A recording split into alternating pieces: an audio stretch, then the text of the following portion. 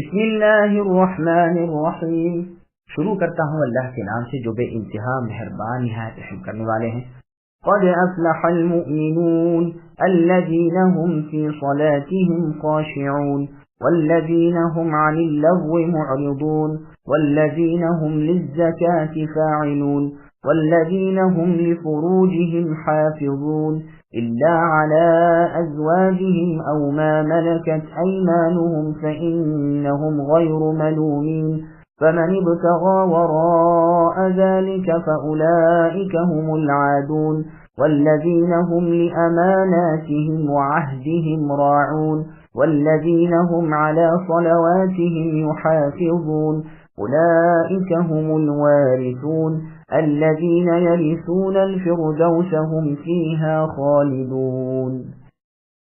یقیناً ایمانداروں نے نجات حاصل کر لی جو اپنی نماز میں خشوع کرتے ہیں، جو لغویات یعنی بےہودہ باتوں سے منہ موڑ لیتے ہیں، جو زکوٰۃ ادا کرنے والے ہیں، جو اپنی شرمگاہوں کی حفاظت کرنے والے ہیں بجز اپنی بیویوں اور ملکیت کی لونڈیوں کے۔ یقیناً یہ ملامتیوں میں سے نہیں ہے۔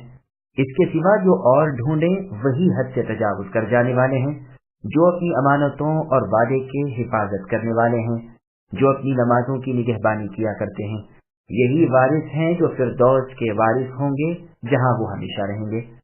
سامعین اب آیتوں کی تفسیر سماعت کیجیے۔ اللہ کے نیک بندوں کی صفات۔ سنن نسائی میں عائشہ رضی اللہ عنہا سے روایت ہے، رسول اللہ صلی اللہ علیہ وسلم کے عادات و اخلاق کی بابت آپ سے سوال ہوا تو آپ رضی اللہ عنہ نے فرمایا رسول اللہ کا خلق یعنی اخلاق قرآن تھا۔ پھر ان آیتوں کی یحافظون تک تلاوت فرمائی اور فرمایا یہی اخلاق رسول اللہ کے تھے۔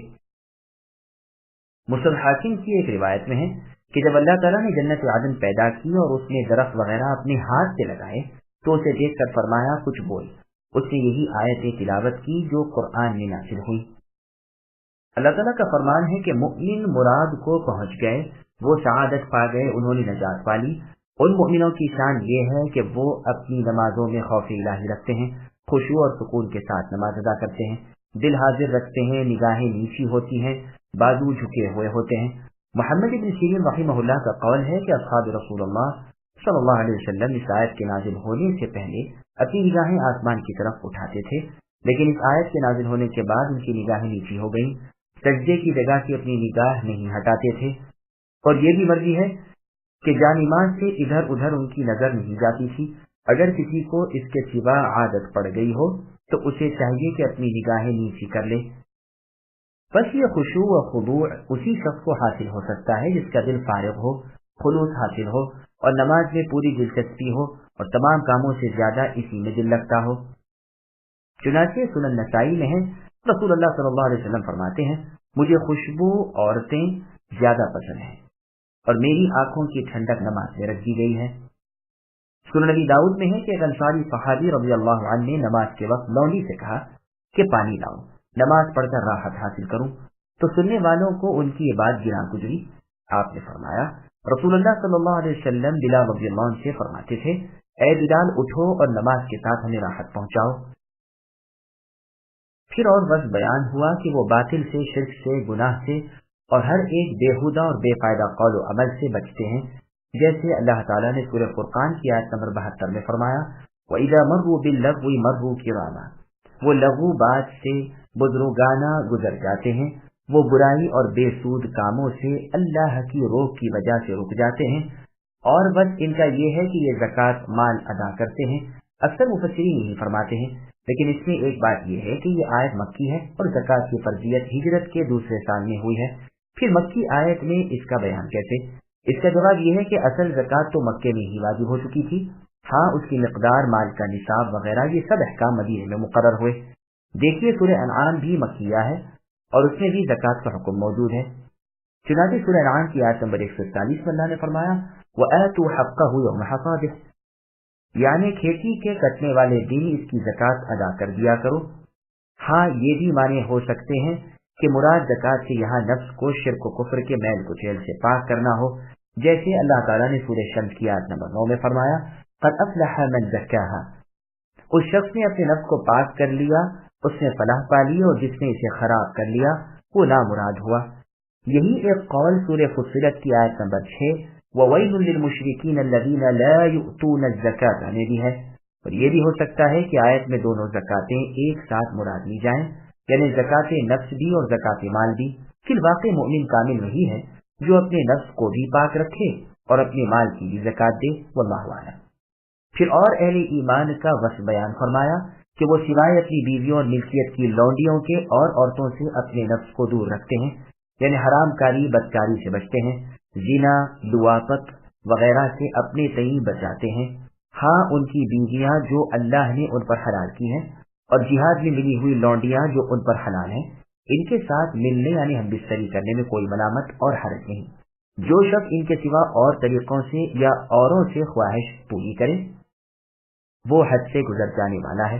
قتادہ رحمہ اللہ فرماتے ہیں کہ ایک عورت نے اپنے غلام کو لے لیا، یعنی اس کے ساتھ ہم بستری کر بیٹھی اور اپنی سند میں یہی آیت پیش کی۔ جب عمر رضی اللہ عنہ کو یہ معلوم ہوا تو آپ نے صحابہ کے سامنے اس معاملے کو پیش کیا۔ صحابہ رضی اللہ عنہ نے فرمایا اس نے غلط معنی مراد لیے۔ اس پر فاروق اعظم رضی اللہ عنہ نے اس غلام کا سر منڈوا کر جلا وطن کر دیا اور اس عورت سے فرمایا اس کے بعد تو ہر مسلمان پر حرام ہے، لیکن یہ اثر منقطع ہے اور ساتھ ہی غریبی ہے۔ امام ابن جریر رحمہ اللہ نے اسے سورہ مائدہ کی تفسیر کے شروع میں وارد کیا ہے، لیکن اس کے وارد کرنے کی موضوع جگہ یہی تھی، اسے عام مسلمانوں پر حرام کرنے کی وجہ اس کے ارادے کے خلاف اس کے ساتھ معاملہ کرنا تھی، واللہ اعلم۔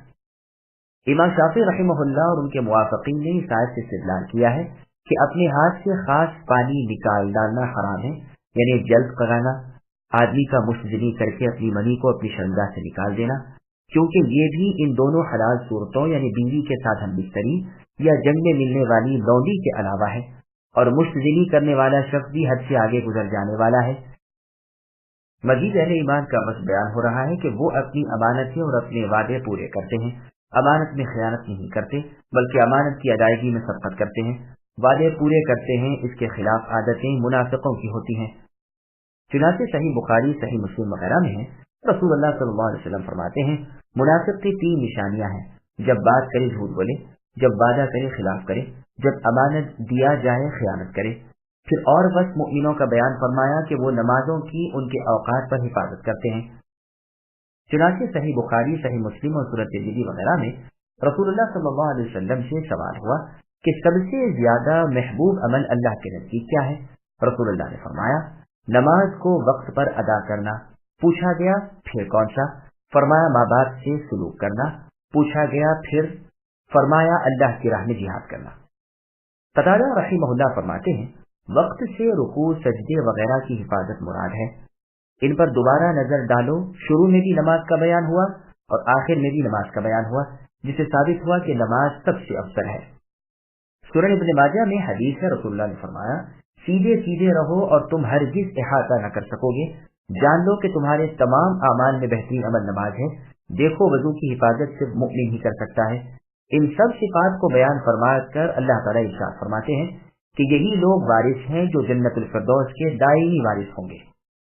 چنانچہ صحیح بخاری اور مسند احمد وغیرہ میں رسول اللہ صلی اللہ علیہ وسلم کا فرمان ہے اللہ سے جب جنت مانگو جنت الفردوس مانگو، وہ سب سے اعلیٰ اور اوسط جنت ہے، وہیں سے جنت کی سب نہریں جاری ہوتی ہیں، اسی کے اوپر اللہ تعالیٰ کا عرش ہے۔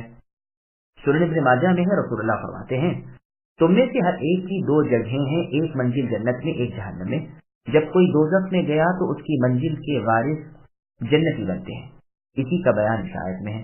مجاہد رحمہ اللہ فرماتے ہیں جنتی تو اپنی جنت کی جگہ سنوار لیتا ہے اور جہنم کی جگہ ڈھا دیتا ہے، اور دوزخی اس کے خلاف کرتا ہے۔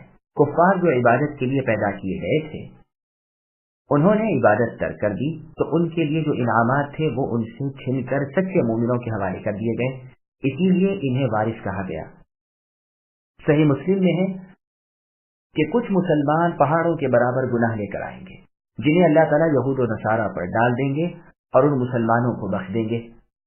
اور سند سے مروی ہے کہ قیامت کے دن اللہ تعالیٰ ہر مسلمان کو ایک ایک یہودی یا نصرانی دے دیں گے کہ یہ تیرا فدیہ ہے جہنم سے۔ عمر بن عبد العزیز رحمہ اللہ نے جب یہ حدیث سنی تو راوی حدیث ابو بردہ رحمہ اللہ کو قسم دی، انہوں نے 3 مرتبہ قسم کھا کر حدیث کو دہرایا۔ اسی جیسی آیت سورہ مریم کی آیت نمبر 63 میں ہے، جس میں اللہ نے فرمایا تلک الجنۃ التی نورث من عبادنا الآیہ۔ اور سورہ زخرف کی آیت نمبر 73 وَتِلْكَ الْجَنَّةُ الَّتِي أُورِثْتُمُوهَا. فردوس رومی زبان میں باغ کو کہتے ہیں. بعض سلف کہتے ہیں کہ اس باغ کو جس میں انگور کی بیلیں ہوں. واللہ اعلم. وَلَقَدْ خَلَقْنَا الْإِنسَانَ مِنْ سُلَالَةٍ مِنْ طِينٍ ثُمَّ جَعَلْنَاهُ نُطْفَةً فِي قَرَارٍ مَكِينٍ ثُمَّ خَلَقْنَا النُّطْفَةَ عَلَقَةً فَخَلَقْنَا الْعَلَقَةَ مُضْغَةً فَخَلَقْنَا الْمُضْغَةَ عِظَامًا فَكَسَوْنَا الْعِظَامَ لَحْمًا ثُمَّ أَنشَأْنَاهُ خَلْقًا آخَرَ فَتَبَارَكَ اللَّهُ أَحْسَنُ الْخَالِقِينَ. ثُمَّ إِنَّكُمْ بَعْدَ ذَلِكَ لَمَيِّتُونَ ثُمَّ إِنَّكُمْ يَوْمَ الْقِيَامَةِ تُبْعَثُونَ. اور یقیناً ہم نے انسان کو بجھتی ہوئی مٹی سے پیدا کیا، پھر اسے نطفہ بنا کر محفوظ جگہ میں قرار دے دیا، پھر نطفے کو ہم نے جمع ہوا خون بنا دیا، پھر اس خون کے لوتھڑے کو گوشت کا ٹکڑا کر دیا، پھر گوشت کے ٹکڑے کو ہم نے ہڈیاں پیدا کر دی، پھر ہڈیوں کو ہم نے گوشت پہنا دیا، پھر ایک اور ہی پیدائش میں پیدا کر دیا. برکتوں والے ہیں وہ اللہ جو سب سے اچھی پیدائش کرنے والے ہیں. اس کے بعد پھر تم سب یقیناً مر جانے والے ہو، پھر قیامت کے دن بلا شبہ تم سب اٹھائے جاؤ گے. سامعین روایتوں کی تفسیر سماعت کیجیے. انسان کی پیدائش اور اس کی حقیقت. اللہ تعالیٰ انسانی پیدائش کی ابتدا بیان کرتے ہیں کہ اصل آدم مٹی سے ہے جو کیچڑ کی اور بجھنے والی مٹی کی صورت میں تھی. پھر آدم علیہ السلام کے پانی سے ان کی اولاد پیدا ہوئی، جیسے اللہ تعالیٰ نے سورہ روم کی آیت نمبر 20 میں فرمایا، جس کا ترجمہ ہے اللہ تعالیٰ نے تمہیں مٹی سے پیدا کر کے پھر انسان بنا کر زمین پر پھیلا دیا. مسند احمد میں ہے رسول اللہ صلی اللہ علیہ وسلم نے فرمایا اللہ تعالیٰ نے آدم علیہ السلام کو خاک کی ایک مٹھی سے پیدا کیا جسے تمام زمین پر سے لی تھی. بس اسی اعتبار سے اولاد آدم کے رنگ و روپ مختلف ہوئے، کوئی سرخ ہے، کوئی سفید ہے، کوئی سیاہ ہے، کوئی اور رنگ کا ہے. ان میں نیک ہیں اور بد بھی. ثم جعلناہ میں ضمیر کا مرجع جن سے انسان کی طرف ہے، جیسے اللہ تعالیٰ نے سورہ سجدہ کی آیت نمبر 7 اور 8 میں فرمایا وَبَدَأَ خَلْقَ الْإِنسَانِ مِنْ طِينٍ ثُمَّ جَعَلَ نَسْلَهُ مِنْ سُلَالَةٍ مِنْ مَاءٍ مَهِينٍ. اور سورہ مرسلات کی آیت نمبر 22 اور 23 میں فرمایا أَلَمْ نَخْلُقكُّم مِّن مَّاءٍ مَّهِينٍ فَجَعَلْنَاهُ فِي قَرَارٍ مَّكِينٍ. بس انسان کے لیے ایک مدت معین تک اس کی ماں کا رحم ہی ٹھکانہ ہوتا ہے، جہاں ایک حالت سے دوسری حالت کی طرف اور ایک صورت سے دوسری صورت کی طرف منتقل ہوتا رہتا ہے. پھر نطفے کی جو ایک اچھلنے والا پانی ہے جو مرد کی پیٹھ سے اور عورت کے سینے سے نکلتا ہے، شکل بدل کر سرخ رنگ کی بوٹی کی شکل میں بدل جاتا ہے.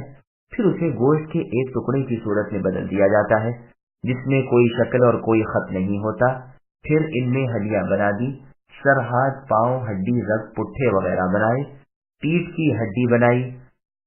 چنانچہ صحیح بخاری، صحیح مسلم، سنن ابی داؤد وغیرہ میں رسول اللہ صلی اللہ علیہ وسلم کا فرمان ہے انسان کا تمام جسم گل سڑ جاتا ہے یعنی مر جانے کے بعد سوائے ریڑھ کی ہڈی کے. اسی سے پیدا کیا جاتا ہے اور اسی سے ترکیب دی جاتی ہے. پھر ان ہڈیوں کو وہ گوشت پہناتے ہیں تاکہ وہ پوشیدہ اور قوی رہیں. پھر اس میں روح پھونکتے ہیں جس سے وہ ہلنے جلنے، چلنے پھرنے کے قابل ہو جائے اور ایک جاندار انسان بن جائے. دیکھنے کی، سننے کی، سمجھنے کی اور حرکت و سکون کی قدرت اللہ اسے عطا فرماتے ہیں. وہ بابرکت اللہ سب سے اچھی پیدائش کے پیدا کرنے والے ہیں. علی رضی اللہ عنہ سے مروی ہے کہ جب نطفے پر 4 مہینے گزر جاتے ہیں یعنی مادر رحم میں، تو اللہ تعالیٰ ایک فرشتے کو بھیجتے ہیں جو 3 اندھیروں میں اس میں روح پھونکتا ہے. یعنی معنی ہے کہ ہم پھر اسے دوسری ہی پیدائش میں پیدا کرتے ہیں، یعنی دوسری قسم کی اس پیدائش سے مراد روح کا پھونکا جانا ہے. بس ایک حالت سے دوسری اور دوسری سے تیسری کی طرف ماں کے پیٹ میں ہی ہیر پھیر ہونے کے بعد بالکل ناسمجھ بچہ پیدا ہوتا ہے. پھر وہ بڑھتا جاتا ہے یعنی پیدا ہونے کے بعد یہاں تک کہ وہ جوان بن جاتا ہے. پھر اسے ادھیڑ پن آتا ہے، پھر بوڑھا ہو جاتا ہے، پھر بالکل ہی بوڑھا ہو جاتا ہے. الغرض روح کا پھونکا جانا اور پھر ان انقلابات کا آنا شروع ہو جاتا ہے. واللہ اعلم. صادق و مصدوق محمد صلی اللہ علیہ وسلم فرماتے ہیں जैसा कि बुखारी और मुस्लिम में है। तुम में से हर एक की पैदाइश 40 दिन तक उसकी माँ के पेट में जमा होती है, फिर 40 दिन तक वो खून बस्ता की सूरत में रहता है, फिर 40 दिन तक वो गोश्त के लोथड़े की शक्ल में रहता है। फिर अल्लाह ताला फरिश्ते को भेजते हैं जो उसमें रूह फूंकता है और बहुक्म इलाही 4 बातें लिख ली जाती हैं: रोजी, अजल यानी कुल मुद्दत जिंदगी गुजारने की, अमल और नेक या बद, बुरा या भला होना। बस कसम है उसकी जिसके सिवा कोई माबूद बरहक नहीं कि एक शख्स जन्नती का अमल करता रहता है यहाँ तक कि जन्नत से सिर्फ एक हाथ दूर रह जाता है, यानी आमाल करते करते वहां तक उसकी रसाई हो जाती है, लेकिन तकदीर का वो लिखा गालिब आ जाता है और खात्मे के वक्त दोज़खी काम करने लगता है और उसी पर मरता है और जहन्नम रसीद होता है। इसी तरह एक इंसान बुरे काम करते करते दोज़ख से हाथ भर के फासले पर रह जाता है, लेकिन फिर तकदीर का लिखा आगे बढ़ जाता है और जन्नत के आमाल पर खात्मा होकर दाखिल फिरदौस बर्री हो जाता है। सही मुस्लिम में मुस्नद अहमद में है, रसूलुल्लाह सल्लल्लाहु अलैहि वसल्लम फरमाते हैं, जब नुत्फे को रहमे मादर में 40 दिन गुजर जाते हैं तो एक फरिश्ता आता है और अल्लाह ताला से दरियाफ्त करता है कि ऐ अल्लाह, ये नेक होगा या बद, मर्द होगा या औरत। जो जवाब मिलता है वो लिख लेता है और अमल और उम्र और नरमी गर्मी सब कुछ लिख लेता है। फिर दफ्तर लपेट लिया जाता है, उसमें फिर किसी कमी बेशी की गुंजाइश नहीं है। सही बुखारी में, सही मुस्लिम, मुस्नद अहमद वगैरह में रसूलुल्लाह सल्लल्लाहु अलैहि वसल्लम की हदीस है। आप फरमाते हैं, अल्लाह ताला ने रहमे मादर पर एक फरिश्ता मुकर्रर किया है जो अर्ज करता है, ऐ अल्लाह अब नुत्फा है, ऐ अल्लाह अब लोथड़ा है, ऐ अल्लाह अब गोश्त का टुकड़ा है।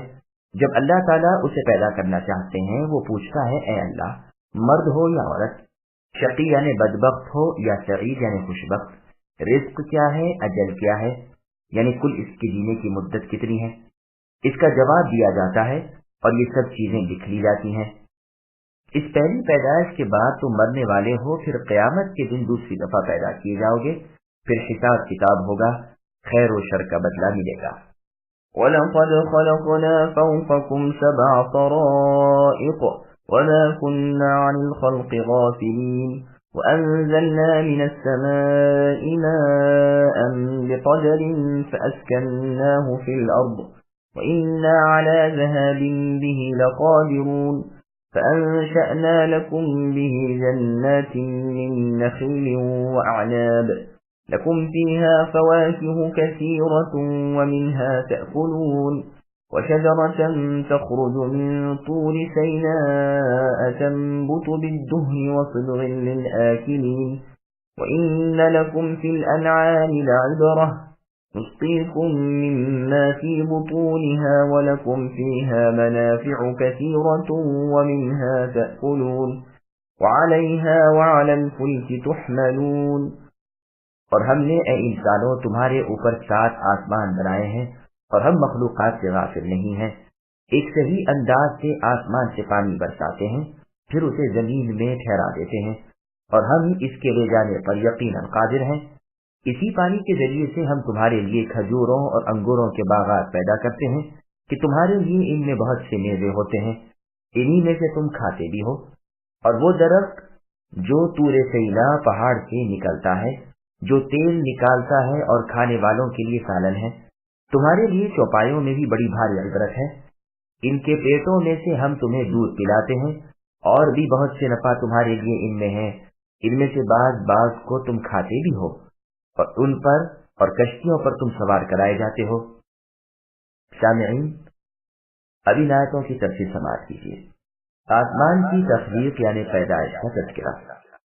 انسان کی پیدائش کا ذکر کر کے آسمانوں کی پیدائش کا بیان ہو رہا ہے، جن کی بناوٹ انسانی بناوٹ سے بہت بڑی اور بہت بھاری اور بہت بڑی صنعت والی ہے۔ سورہ الاسلام سجدہ میں بھی اسی کا بیان ہے، جسے رسول اللہ صلی اللہ علیہ وسلم جمعہ کے دن صبح کی نماز کی اول رکعت میں پڑھا کرتے تھے۔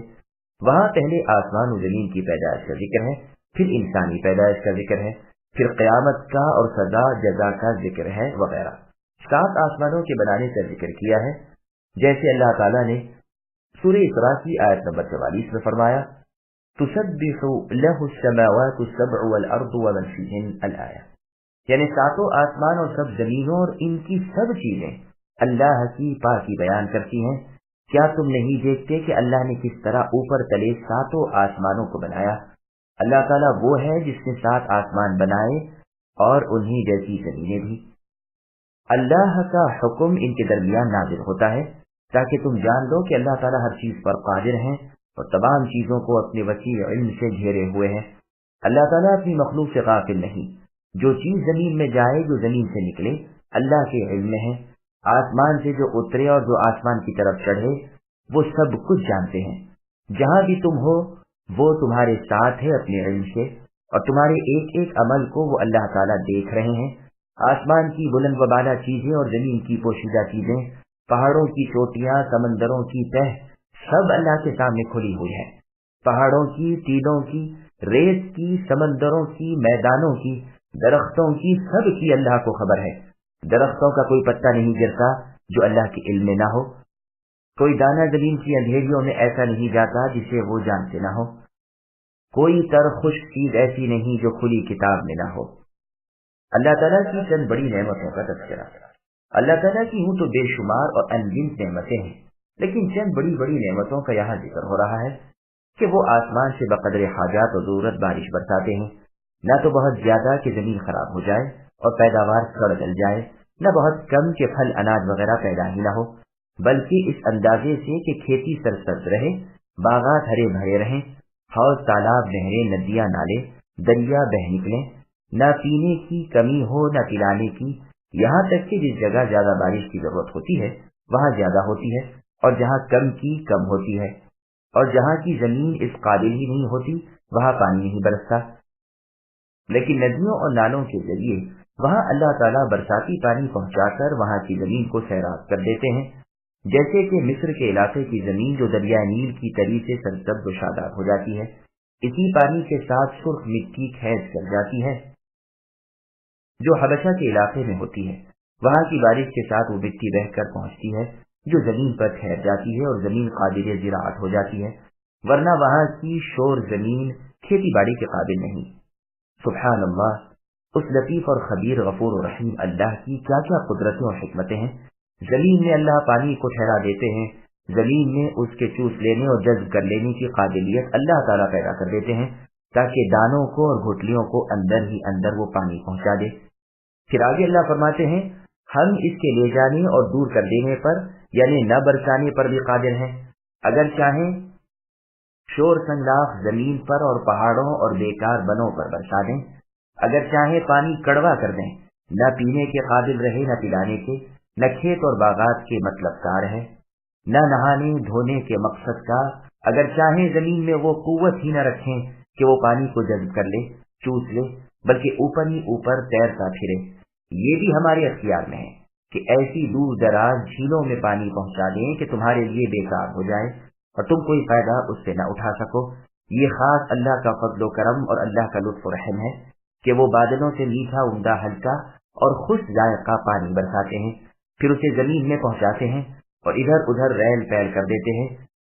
کھیتیاں الگ پکتی ہیں، باغات الگ تیار ہوتے ہیں، خود پیتے ہو، اپنے جانوروں کو پلاتے ہو، نہاتے دھوتے ہو، پاکیزگی اور ستھرائی حاصل کرتے ہو۔ فالحمدللہ، تو تعریفوں کے قابل اللہ ہی تو ہے اور اللہ ہی کی ہم سب تعریف کرتے ہیں۔ آسمانی بارش سے رب العالمین تمہارے لیے روزیاں اگاتے ہیں، لہلاتے ہوئے کھیت ہیں، کہیں سرسبز باغ ہیں جو علاوہ خوشنما اور خوش منظر ہونے کے مفید اور فیض والے ہیں، کھجور انگور جو اہل عرب کا دل پسند میوہ ہے، اور اسی طرح ہر ملک والوں کے لیے الگ الگ طرح طرح کے میوے اللہ نے پیدا کر دیے ہیں جن کی پوری شکر گزاری بھی کسی کے بس کی نہیں۔ بہت میوے تمہیں اللہ نے دے رکھے ہیں جن کی خوبصورتی بھی تم دیکھتے ہو اور خوش ذائقے سے بھی کھا کر فائدہ اٹھاتے ہو۔ پھر زیتون کے درخت کا ذکر فرمایا۔ طور سینا وہ پہاڑ ہے جس پر اللہ تعالیٰ نے موسیٰ علیہ السلام سے بات چیت کی تھی، اور اس کے ارد گرد کی پہاڑیاں۔ طور اس پہاڑ کو کہتے ہیں جو ہرا اور درختوں والا ہو، ورنہ اسے جبل کہیں گے، طور نہیں کہیں گے۔ پس طور سینا میں جو درخت زیتون پیدا ہوتا ہے اس میں سے تیل نکلتا ہے جو کھانے والوں کو سالن کا کام دیتا ہے۔ مسند احمد میں حدیث ہے، رسول اللہ صلی اللہ علیہ وسلم نے فرمایا، زیتون کا تیل کھاؤ اور لگاؤ، وہ مبارک درخت میں سے نکلتا ہے۔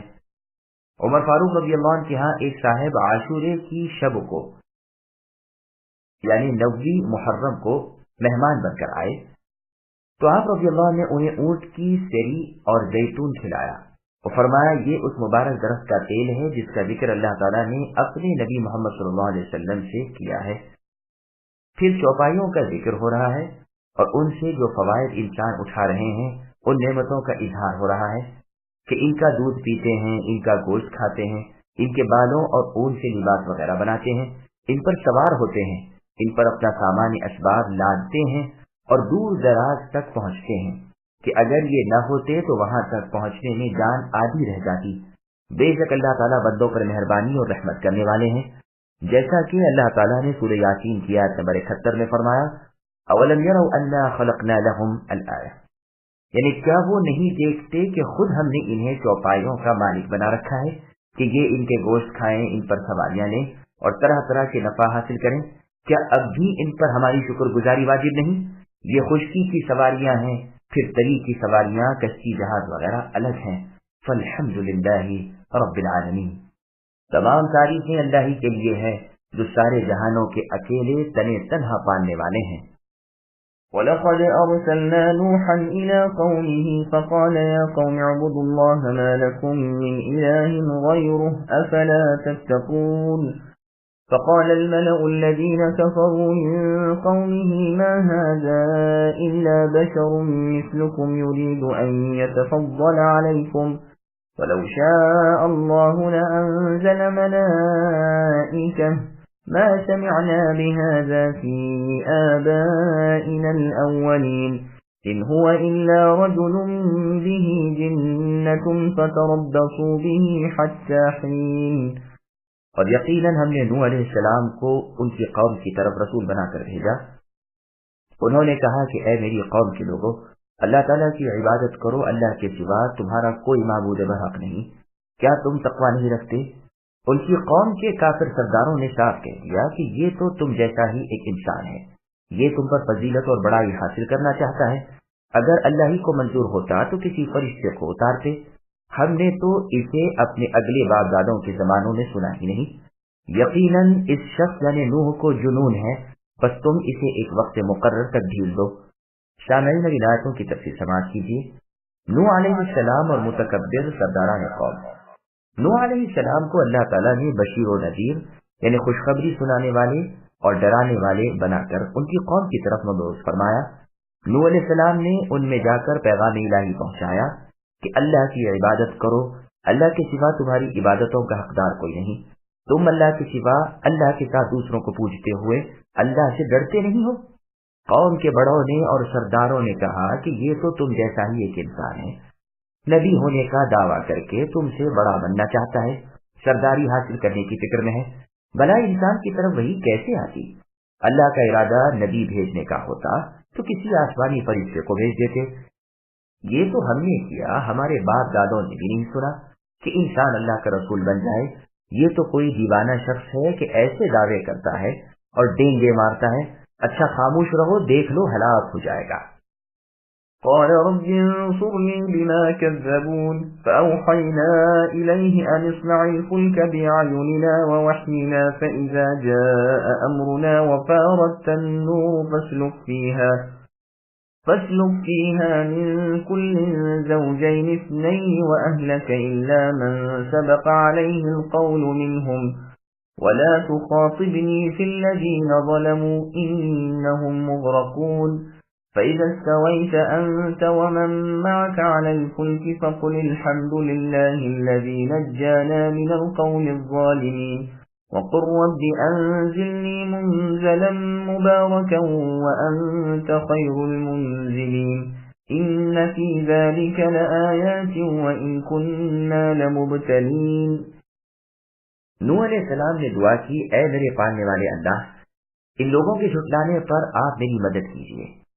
تو ہم نے ان کی طرف وحی بھیجی کہ آپ ہماری آنکھوں کے سامنے ہماری وحی کے مطابق ایک کشتی بنائیے، جب ہمارا حکم آ جائے اور تنور ابل پڑے تو آپ ہر قسم کا ایک ایک جوڑا اس میں رکھ لیں اور اپنی اہل کو بھی مگر ان میں سے جس کی بابت ہماری بات پہلے گزر چکی ہے۔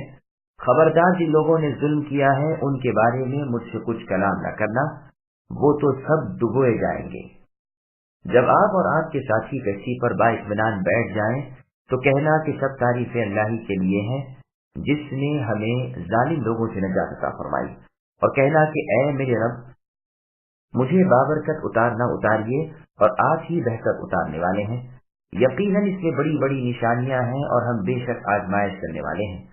سامعین آیاتوں کی تفسیر سماعت کیجیے۔ نوح علیہ السلام کو کشتی بنانے کا حکم۔ جب نوح علیہ السلام ان سے یعنی ان کی کافر مشرک قوم سے تنگ آ گئے اور مایوس ہو گئے تو اللہ تعالیٰ سے دعا کی کہ میرے پروردگار میں لاچار ہو گیا ہوں، آپ میری مدد فرمائیے، جھٹلانے والوں پر مجھے غالب کر دیجیے۔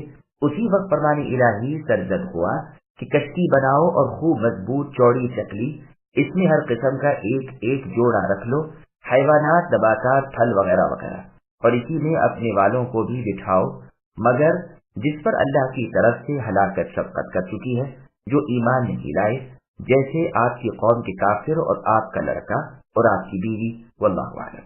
اور جب تم عذاب آسمانی بصورت بارش اور پانی آنا دیکھ لو، پھر مجھ سے ان ظالموں کی سفارش نہ کرنا، پھر ان پر رحم نہ کرنا، نہ ان کے ایمان کی امید رکھنا، بس پھر تو یہ سب غرق ہو جائیں گے اور کفر پر ہی ان کا خاتمہ ہوگا۔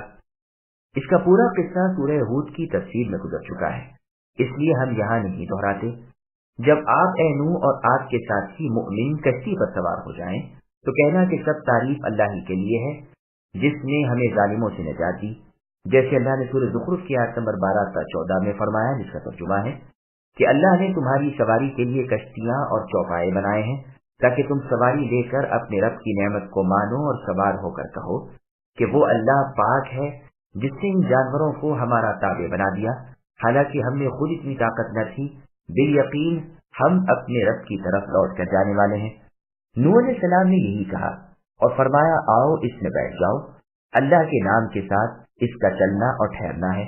تو شروع چلنے کے وقت بھی اللہ کو یاد کیا اور جب وہ ٹھہرنے لگی تب بھی اللہ کو یاد کیا اور دعا کی کہ اے اللہ مجھے مبارک منزل پر اتارنا اور آپ ہی سب سے بہتر اتارنے والے ہیں۔ اس میں یعنی مومنوں کی نجات اور کافروں کی ہلاکت میں انبیاء کی تصدیق کی نشانیاں ہیں، اللہ کی قدرت کی علامتیں ہیں۔ اللہ کی قدرت، اللہ کا علم اس سے ظاہر ہوتا ہے۔ یقیناً رسولوں کو بھیج کر اللہ تعالیٰ اپنے بندوں کی آزمائش اور ان کا پورا امتحان کر لیتے ہیں۔ ثم أنشأنا من بعدهم قرنا آخرين فأرسلنا فيهم رسولا منهم أن اعبدوا الله ما لكم من إله غيره أفلا تتقون وقال الملأ من قومه الذين كفروا وكذبوا بلقاء الآخرة وأترفناهم في الحياة الدنيا ما هذا إلا بشر مثلكم يأكل مما تأكلون منه ويشرب مما تشربون ولئن أطعتم بشرا مثلكم إنكم إذا لخاسرون أيعدكم أنكم إذا متم وكنتم ترابا وعظاما أنكم مخرجون هيهات هيهات لما توعدون إن هي إلا حياتنا الدنيا نموت ونحيا وما نحن بمبعوثين إن هو إلا رجل افترى على الله كذبا وما نحن له بمؤمنين قال رب انصرني بما كذبون قال عما قليل ليصبحن نادمين فأخذتهم الصيحة بالحق فجعلناهم غثاء فبعدا للقوم الظالمين۔ اور نوح علیہ السلام کی قوم کے بعد ہم نے اور بھی بہت سی امتیں پیدا کی، پھر ان نے خود ان میں سے ہی رسول بھی بھیجے کہ تم سب اللہ کی عبادت کرو، اللہ کے سوا تمہارا کوئی معبود برحق نہیں، تم کیوں نہیں ڈرتے؟ سرداران قوم نے جواب دیا جو قوم کفر کرتی تھی اور آخرت کی ملاقات کو جھٹلاتی تھی، اور ہم نے انہیں دنیاوی زندگی میں خوشحال کر رکھا تھا کہ یہ تو تم جیسا ہی انسان ہے، تمہاری ہی خوراک یہ بھی کھاتا ہے اور تمہارے پینے کا پانی ہی یہ بھی پیتا ہے۔ اگر تم نے اپنے جیسے ہی انسان کی تابعداری کر لی تو بے شک تم سخت خسارے والے ہو۔ کیا یہ تمہیں اس بات سے دھمکاتا ہے کہ جب تم مر کر صرف خاک اور ہڈی رہ جاؤ گے تو تم پھر زندہ کیے جاؤ گے؟ نہیں نہیں، دور اور بہت دور ہے وہ جس کا تم وعدہ دیے جاتے ہو، یہ تو صرف زندگانی دنیا ہی ہے، ہم مرتے جیتے رہتے ہیں، یہ نہیں کہ ہم پھر بھی اٹھائے جائیں، یہ تو وہ شخص ہے جس نے اللہ پر جھوٹ بہتان باندھ لیا، ہم تو اس پر یقین لانے والے نہیں ہیں۔ نبی نے دعا کی کہ پروردگار ان کے جھٹلانے پر آپ میری مدد کیجیے۔ جواب ملا کہ یہ تو بہت ہی جلد اپنے کیے پر پچھتانے لگیں گے۔ بلاخر عدل کے تقاضے کے مطابق انہیں چیخ نے پکڑ لیا اور ہم نے انہیں کوڑا کرکٹ کر ڈالا، پس ظالموں کے لیے دوری ہو۔ سامعین، اب ان آیتوں کی تفسیر سماعت کیجیے۔ قوم نوح علیہ السلام کے بعد قوم عاد و ثمود۔ اللہ تعالیٰ بیان فرماتے ہیں کہ نوح علیہ السلام کے بعد بھی بہت سی امتیں آئیں، جیسے کہ عادی کہ ان کے متصل ہی تھے، یا سمودی کہ ان پر چیخ کا عذاب آیا تھا، جیسے کہ اس آیت میں ہے۔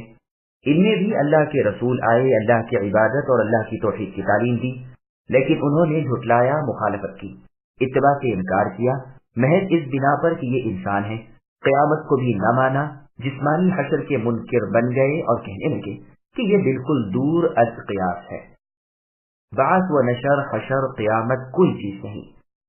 اس شخص نے یہ سب باتیں از خود گھڑ لی ہیں، ہم ایسی واہی تباہی باتوں کے ماننے والے نہیں۔ نبی نے یہ سب سن کر دعا کی اور ان پر مدد طلب کی۔ اسی وقت جواب ملا کہ تمہاری ناموافقت ابھی ابھی ان پر عذاب بن کر برسے گی اور یہ آٹھ آٹھ آنسو روئیں گے، آخر ایک زبردست چیخ اور بے پناہ شنگار کے ساتھ سب تلف کر دیے گئے، اور اسی کے وہ مستحق بھی تھے۔ تیز و تند آندھی اور پوری طاقتور ہوا کے ساتھ ہی فرشتے کی دل دہلانے والی خوفناک آواز نے انہیں پارا پارا کر دیا، وہ ہلاک اور تباہ ہو گئے، بھوسی سی اڑ گئی، صرف مکانات کے ویران اور سنسان کھنڈر باقی رہ گئے، گزرے ہوئے لوگوں کی نشاندہی کے لیے رہ گئے، وہ کوڑے کرکٹ کی طرح ناچیز محض ہو گئے۔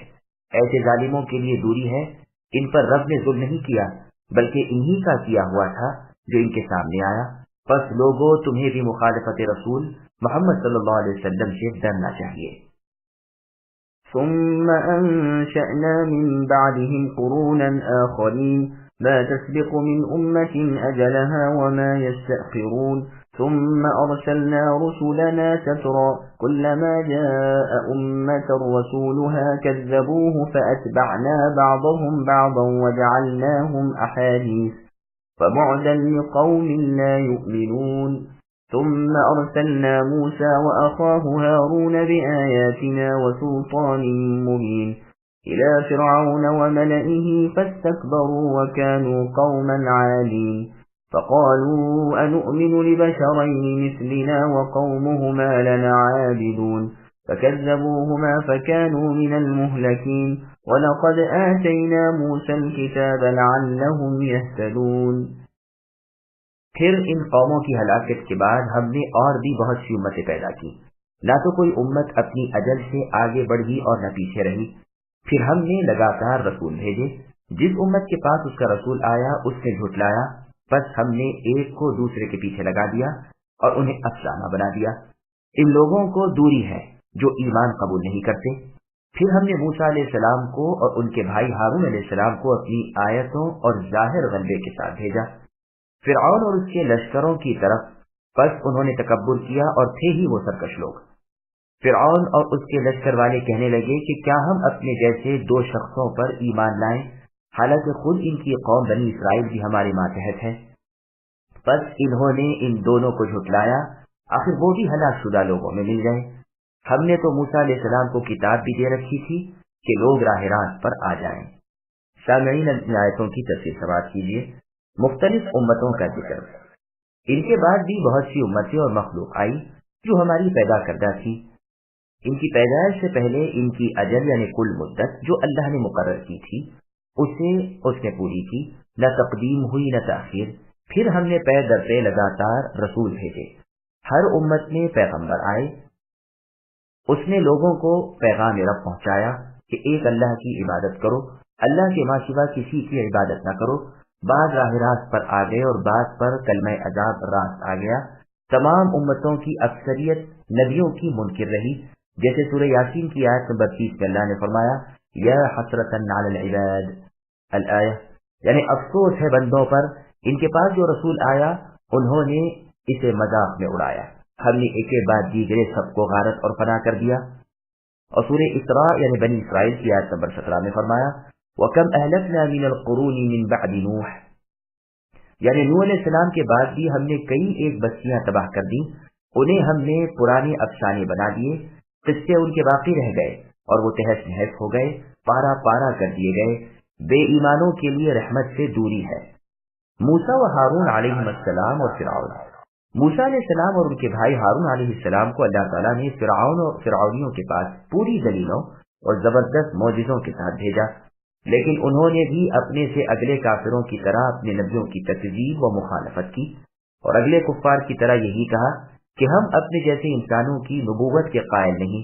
ان کے دل بھی بالکل ان جیسے ہی ہو گئے، بالآخر ایک ہی دن میں ایک ساتھ سب کو اللہ تعالیٰ نے دریا برد کر دیا۔ اس کے بعد موسیٰ علیہ السلام کو لوگوں کی ہدایت کے لیے تورات ملی، پھر سے مومنوں کے ہاتھوں کافر ہلاک کیے گئے، جہاد کے احکام اترے۔ اس طرح عام عذاب سے کوئی امت فرعون اور قوم فرعون قبط کے بعد ہلاک نہیں ہوئی۔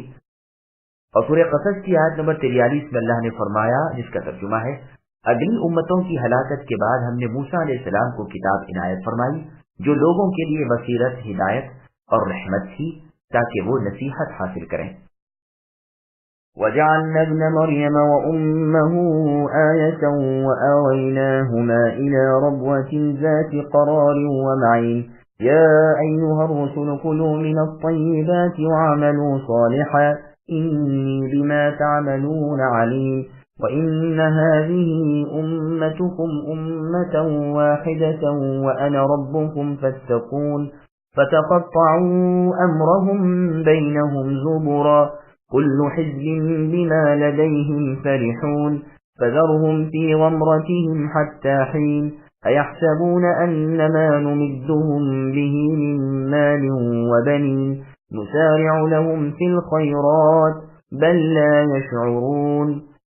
اور ہم نے ابن مریم یعنی عیسیٰ علیہ السلام کو اور ان کی والدہ مریم کو ایک نشان بنایا اور ان دونوں کو بلند صاف قرار والی اور جاری پانی والی جگہ میں پناہ دی۔ اے رسولو، حلال چیزیں کھاؤ اور نیک عمل کرو، تم جو کچھ کر رہے ہو اس سے میں بخوبی واقف ہوں، یقیناً تمہارا یہ دین ایک ہی دین ہے اور میں ہی تم سب کا رب ہوں، بس تم مجھ سے ڈرتے رہا کرو۔ پھر انہوں نے خود ہی اپنے امر کے آپس میں ٹکڑے ٹکڑے کر لیے، ہر گروہ جو کچھ اس کے پاس ہے اسی پر اترا رہا ہے، پس آپ بھی اے نبی انہیں ان کی غفلت میں ہی کچھ مدت پڑا رہنے دیجیے۔ کیا یہ یوں سمجھ بیٹھے ہیں کہ ہم جو بھی ان کے مال و اولاد بڑھا رہے ہیں وہ ان کے لیے بھلائیوں میں جلدی کر رہے ہیں؟ نہیں نہیں، بلکہ یہ سمجھتے ہی نہیں۔ سامعین اب آیتوں کی تفسیر سماعت کیجیے۔ عیسیٰ علیہ السلام کی پیدائش، اللہ تعالیٰ کی قدرت کاملہ کا اظہار۔ عیسیٰ علیہ السلام اور ان کی والدہ مریم علیہ السلام کو اللہ تعالیٰ نے اپنی قدرت کاملہ کے اظہار کی ایک زبردست نشانی بنایا۔ آدم علیہ السلام کو مرد عورت کے بغیر پیدا کیا، ان کی بیوی اور تمام انسانوں کی ماں حوا علیہ السلام کو صرف مرد یعنی آدم علیہ السلام سے بغیر عورت کے پیدا کیا، عیسیٰ علیہ السلام کو صرف عورت یعنی ان کی والدہ مریم علیہ السلام سے بغیر مرد کے پیدا کیا، باقی کے تمام انسانوں کو مرد و عورت سے پیدا کیا۔ ربوتین کہتے ہیں بلند زمین کو جو ہری اور پیداوار کے قابل ہو، وہ جگہ گھاس پانی والی تر و تازہ اور ہری بھری تھی جہاں اللہ تعالیٰ نے اپنے اس غلام اور نبی عیسیٰ علیہ السلام کو اور ان کی صدیقہ والدہ مریم علیہ السلام کو جو اللہ کی بندی تھی جگہ دی تھی۔ وہ جاری پانی والی صاف ستھری ہموار زمین تھی۔ کہتے ہیں یہ ٹکڑا مصر کا تھا یا دمشق کا یا فلسطین کا۔ ربوتین ریتیلی زمین کو بھی کہتے ہیں۔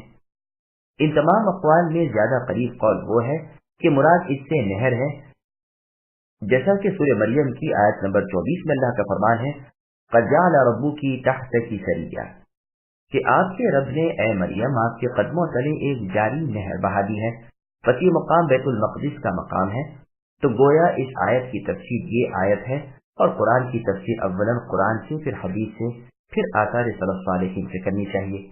تمام انبیاء علیہ السلام کی دعوت ایک تھی۔ اللہ تعالیٰ اپنے تمام انبیاء علیہ السلام کو حکم فرماتے ہیں کہ وہ حلال لقمہ کھائیں اور نیک اعمال بجا لایا کریں، بس ثابت ہوا کہ لقمہ حلال عمل صالح کا مددگار ہے، بس انبیاء نے سب بھلائیاں جمع کر لی، قول فعل دلالت نصیحت سب انہوں نے سمیٹ لی۔ اللہ تعالیٰ ان تمام انبیاء اور رسول کو تمام بندوں کی طرف سے نیک بدلے دے۔ यहाँ कोई रंगत मजा बयान नहीं फरमाया, बल्कि ये फरमाया कि हलाल चीजें खाओ। ईसा अलैहिस्सलाम अपनी वालिदा मरियम अलैहिस्सलाम के बुनने की उजरत में से खाते थे। चुनांचे सही बुखारी और सुनन इब्न माजा में रसूल सल्लल्लाहु अलैहि वसल्लम का फरमान है, कोई नबी ऐसा नहीं जिसने बकरियां न चराई हों। लोगों ने पूछा, आप समेत? रसूलुल्लाह ने फरमाया, हाँ, मैं भी चंद क़िरात पर अहले मक्का की बकरियां चराया करता था। और सही बुखारी में सही इब्न हिब्बान में रसूल सल्लल्लाहु अलैहि वसल्लम का फरमान है कि दाऊद अलैहिस्सलाम अपने हाथ की मेहनत का खाया करते थे। बुखारी और मुस्लिम की हदीस में है, आपने फरमाया, अल्लाह को सबसे ज्यादा पसंद रोजा दाऊद अलैहिस्सलाम का रोजा है और सबसे ज्यादा पसंदीदा क़ियाम दाऊद अलैहिस्सलाम का क़ियाम है। आधी रात सोते थे और तिहाई रात नमाज तहज्जुद पढ़ते थे और छठा हिस्सा सो जाते थे, और एक दिन रोजा रखते, एक दिन न रखते थे। मैदान जंग में कभी पीठ न दिखाते, यानी बहादुरी से दुश्मनाने दीन से लड़ा करते। सही मुस्लिम में सुनन तिरमिज़ी वगैरह में है, रसूल सल्लल्लाहु अलैहि वसल्लम ने फरमाया, लोगों, अल्लाह ताला पाक हैं, वो सिर्फ पाक ही को कबूल फरमाते हैं। अल्लाह ताला ने मुमिनों को भी वही हुक्म दिया है जो रसूलों को दिया है कि ए रसूलों, पाक यानी हलाल चीजें खाओ और नेक काम करो, मैं तुम्हारे आमाल का आलिम हूँ। यही हुक्म ईमान वालों को दिया कि ए ईमानदारों, जो चीजें हलाल हमने तुम्हें दे रखी हैं उन्हें खाओ। फिर रसूलुल्लाह सल्लल्लाहु अलैहि वसल्लम ने एक उस शख्स का जिक्र किया जो लंबा सफर करता है, परागंदा बालों यानी बिखरे हुए बालों वाला, गुबार आलूदा चेहरे वाला होता है, लेकिन खाना पीना पहनना सब हराम का होता है। वो अपने हाथ आसमान की तरफ फैलाकर ए रब कहता है, लेकिन नामुमकिन है कि उसकी दुआ कबूल फरमाई जाए।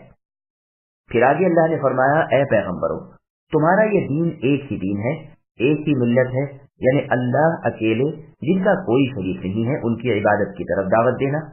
इसीलिए इसी के बाद फरमाया कि मैं तुम्हारा रब हूँ, बस मुझसे डरो। सूरह अंबिया में इसकी तफसीर और तशरीह हो चुकी है। आयत में उम्मतन वाहिदतन पर नसब हाल होने की वजह से है। जिन उम्मतों की तरफ अंबिया अलैहिस्सलाम भेजे गए थे, उनकी उम्मतों ने अल्लाह के दीन के टुकड़े कर दिए और जिस गुमराही पर अड़ गए उसी पर नाज़ा व फरहा हो गए, इसलिए कि अपने नजदीक इसी को हिदायत समझ बैठे। बस बतौर डांट के फरमाया, उन्हें उनके बहकने भटकने ही में छोड़ दीजिए, यहाँ तक कि उनकी तबाही का वक्त आ जाए। खाने पीने दीजिए, मस्त व बेखुद होने दीजिए, अभी अभी मालूम हो जाएगा। क्या ये मगरूर ये गुमान करते हैं कि हम जो माल और औलाद इन्हें दे रहे हैं वो इनकी भलाई और नेकी की वजह से इनके साथ सलूक कर रहे हैं? हरगिज़ नहीं, ये तो इन्हें धोखा लगा है। ये इससे समझ बैठे हैं कि जैसे हम यहाँ खुशहाल हैं वहां भी बेसजा रह जाएंगे। ये महज गलत है। जो कुछ इन्हें दुनिया में हम दे रहे हैं वो तो सिर्फ जरा की देर की मोहलत है, लेकिन ये बेशऊर हैं, असल तक पहुंचे ही नहीं। जैसा कि अल्लाह ताला ने सूरह तौबा की आयत नंबर 55 में फरमाया, फला तुअजिबका अमवालुहुम वला औलादुहुम, यानी ए नबी, इनके माल और औलाद धोखे में आपको न डालें। अल्लाह का इरादा तो ये है कि इससे इन्हें दुनिया में अजाब करे। और सूरह आल इमरान की आयत नंबर 178 में ही जिसका तर्जुमा है, ये ढील सिर्फ इसलिए दी गई है कि वो अपने गुनाहों में और बढ़ जाए। और सूरह कलम की आयत नंबर 44 में फरमाया जिसका तर्जुमा है, मुझे और उस बात के झुटलाने वालों को ए नबी छोड़ दीजिए, हम इन्हें इस तरह बतदरीज पकड़ेंगे कि इन्हें मालूम भी ना हो। और सूरह मुद्दसिर की आयत नंबर 11 में फरमाया, ज़रनी वमन खलक़तु वहीदा अल आयत, यानी मुझे और उसे छोड़ दीजिए कि मैं खुद उससे निमट लूं, जिसको मैंने तन्हा पैदा किया है और बकसरत माल दिया है और हाजिर बाश पर जन दिए हैं और सब तरह का सामान इसके लिए मुहैया कर दिया है, फिर इसे हवस है कि मैं इसे और ज्यादा दूं? हरगिज़ नहीं, वो हमारी बातों का मुखालिफ है। और सूरह सबा की आयत नंबर 33 में फरमाया, वमा अमवालुकुम वला औलादुकुम बिल्लती तुक़र्रिबुकुम इंदना ज़ुल्फ़ा इल्ला मन आमन व अमिल सालिहा अल आया, तुम्हारे माल और तुम्हारी औलादें तुम्हें मुझसे मिला नहीं सकती, मुझसे करीब तो वो है जो ईमानदार और नेक अमल हो। इस मजमून की और भी बहुत सी आयतें हैं।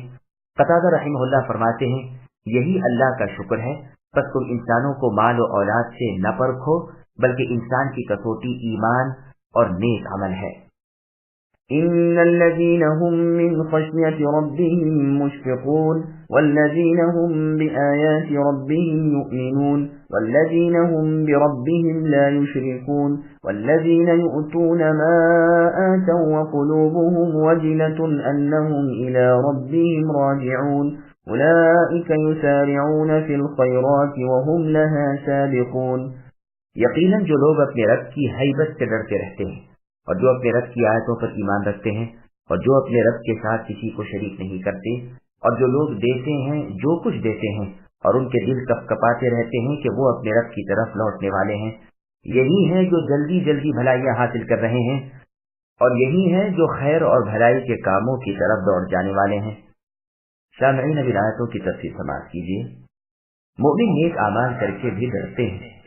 فرمان ہے کہ احسان و ایمان کے ساتھ ہی ساتھ نیک اعمال اور پھر اللہ کی ہیبت سے تھر تھرانا اور کانپتے رہنا یہ ان کی صفت ہے.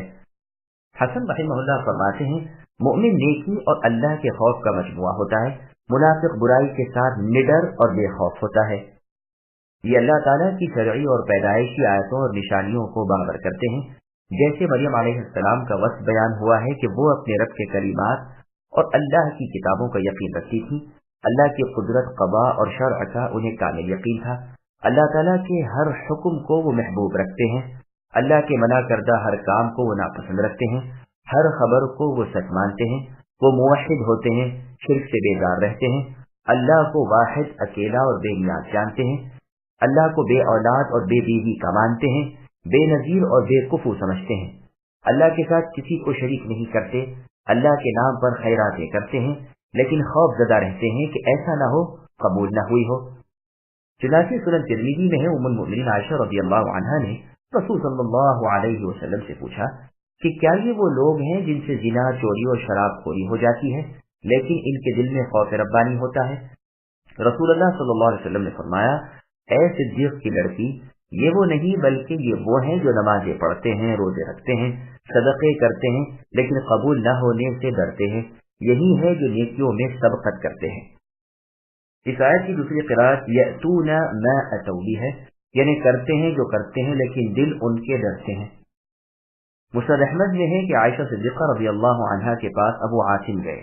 آپ نے مرحباً کہا اور کہا برابر آتے کیوں نہیں ہو؟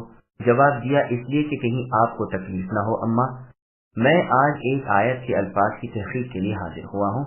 یؤتون ما اتوا ہیں یا یأتون ما اتوا ہیں. آپ رضی اللہ عنہ نے فرمایا کون سے ہونے تمہارے لیے زیادہ پسند ہے؟ میں نے کہا آخر کے الفاظ اگر ہوں تو گویا میں نے ساری دنیا پالی، بلکہ اس سے زیادہ خوشی مجھے ہوگی. آپ نے فرمایا پھر تم خوش ہو جاؤ. اللہ کی قسم میں نے اسی طرح انہی الفاظ کو پڑھتے ہوئے رسول صلی اللہ علیہ وسلم کو سنا ہے. اس کا ایک راوی اسماعیل بن مسلم مکی ضعیف ہے. ساتوں مشہور قراتوں اور جمہور کی قرات میں وہی ہے جو موجود قرآن میں ہے اور معنی کی روح سے بھی زیادہ ظاہر نہیں معلوم ہوتا ہے کیونکہ انہیں سابق قرار دیا ہے، اور اگر دوسری قراءت کو لیں تو یہ سابق نہیں بلکہ درمیانہ اور ہلکے ہو جاتے ہیں. واللہ اعلم. ولا نكلف نفسا إلا وسعها ولدينا كتاب ينطق بالحق وهم لا يظلمون بل قلوبهم في غمرة من هذا ولهم أعمال من دون ذلك هم لها عاملون حتى إذا أخذنا مترفيهم بالعذاب إذا هم يجأرون لا تجأروا اليوم إنكم منا لا تنصرون قد كانت آياتي تتلى عليكم فكنتم على أعقابكم تنكصون مستكبرين به سامرا تهجرون. اور ہم کسی نفس کو اس کی طاقت سے زیادہ تکلیف نہیں دیتے. ہمارے پاس ایسی کتاب ہے جو حق کے ساتھ بولتی ہے. ان کے اوپر کچھ بھی ظلم نہ کیا جائے گا بلکہ ان کے دل اس طرف سے غفلت میں ہیں، اور ان کے لیے اس کے سوا بھی بہت سے اعمال ہیں جنہیں وہ کرنے والے ہیں، یہاں تک کہ جب ہم نے ان کے آسودہ حال لوگوں کو عذاب پہ پکڑ لیا تو وہ فریاد جاری کرنے لگے، آج مت چلاؤ، یقیناً تم ہمارے مقابلے پر مدد نہ کیے جاؤ گے.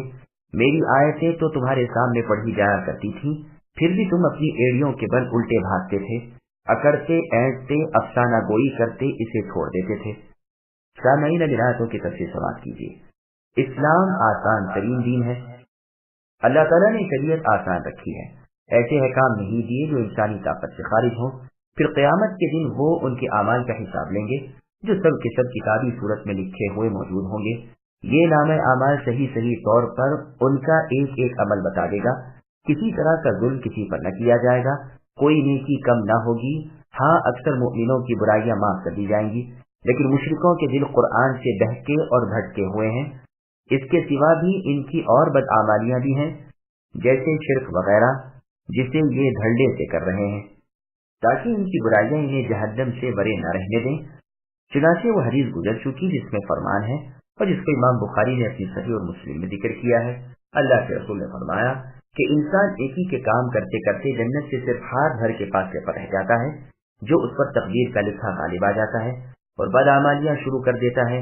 نتیجہ یہ ہوتا ہے کہ جہنم واصل ہو جاتا ہے، یہاں تک کہ جب ان میں سے آسودہ حال دولت مند لوگوں پر عذاب الہی آ پڑتا ہے تو اب وہ فریاد کرنے لگتے ہیں۔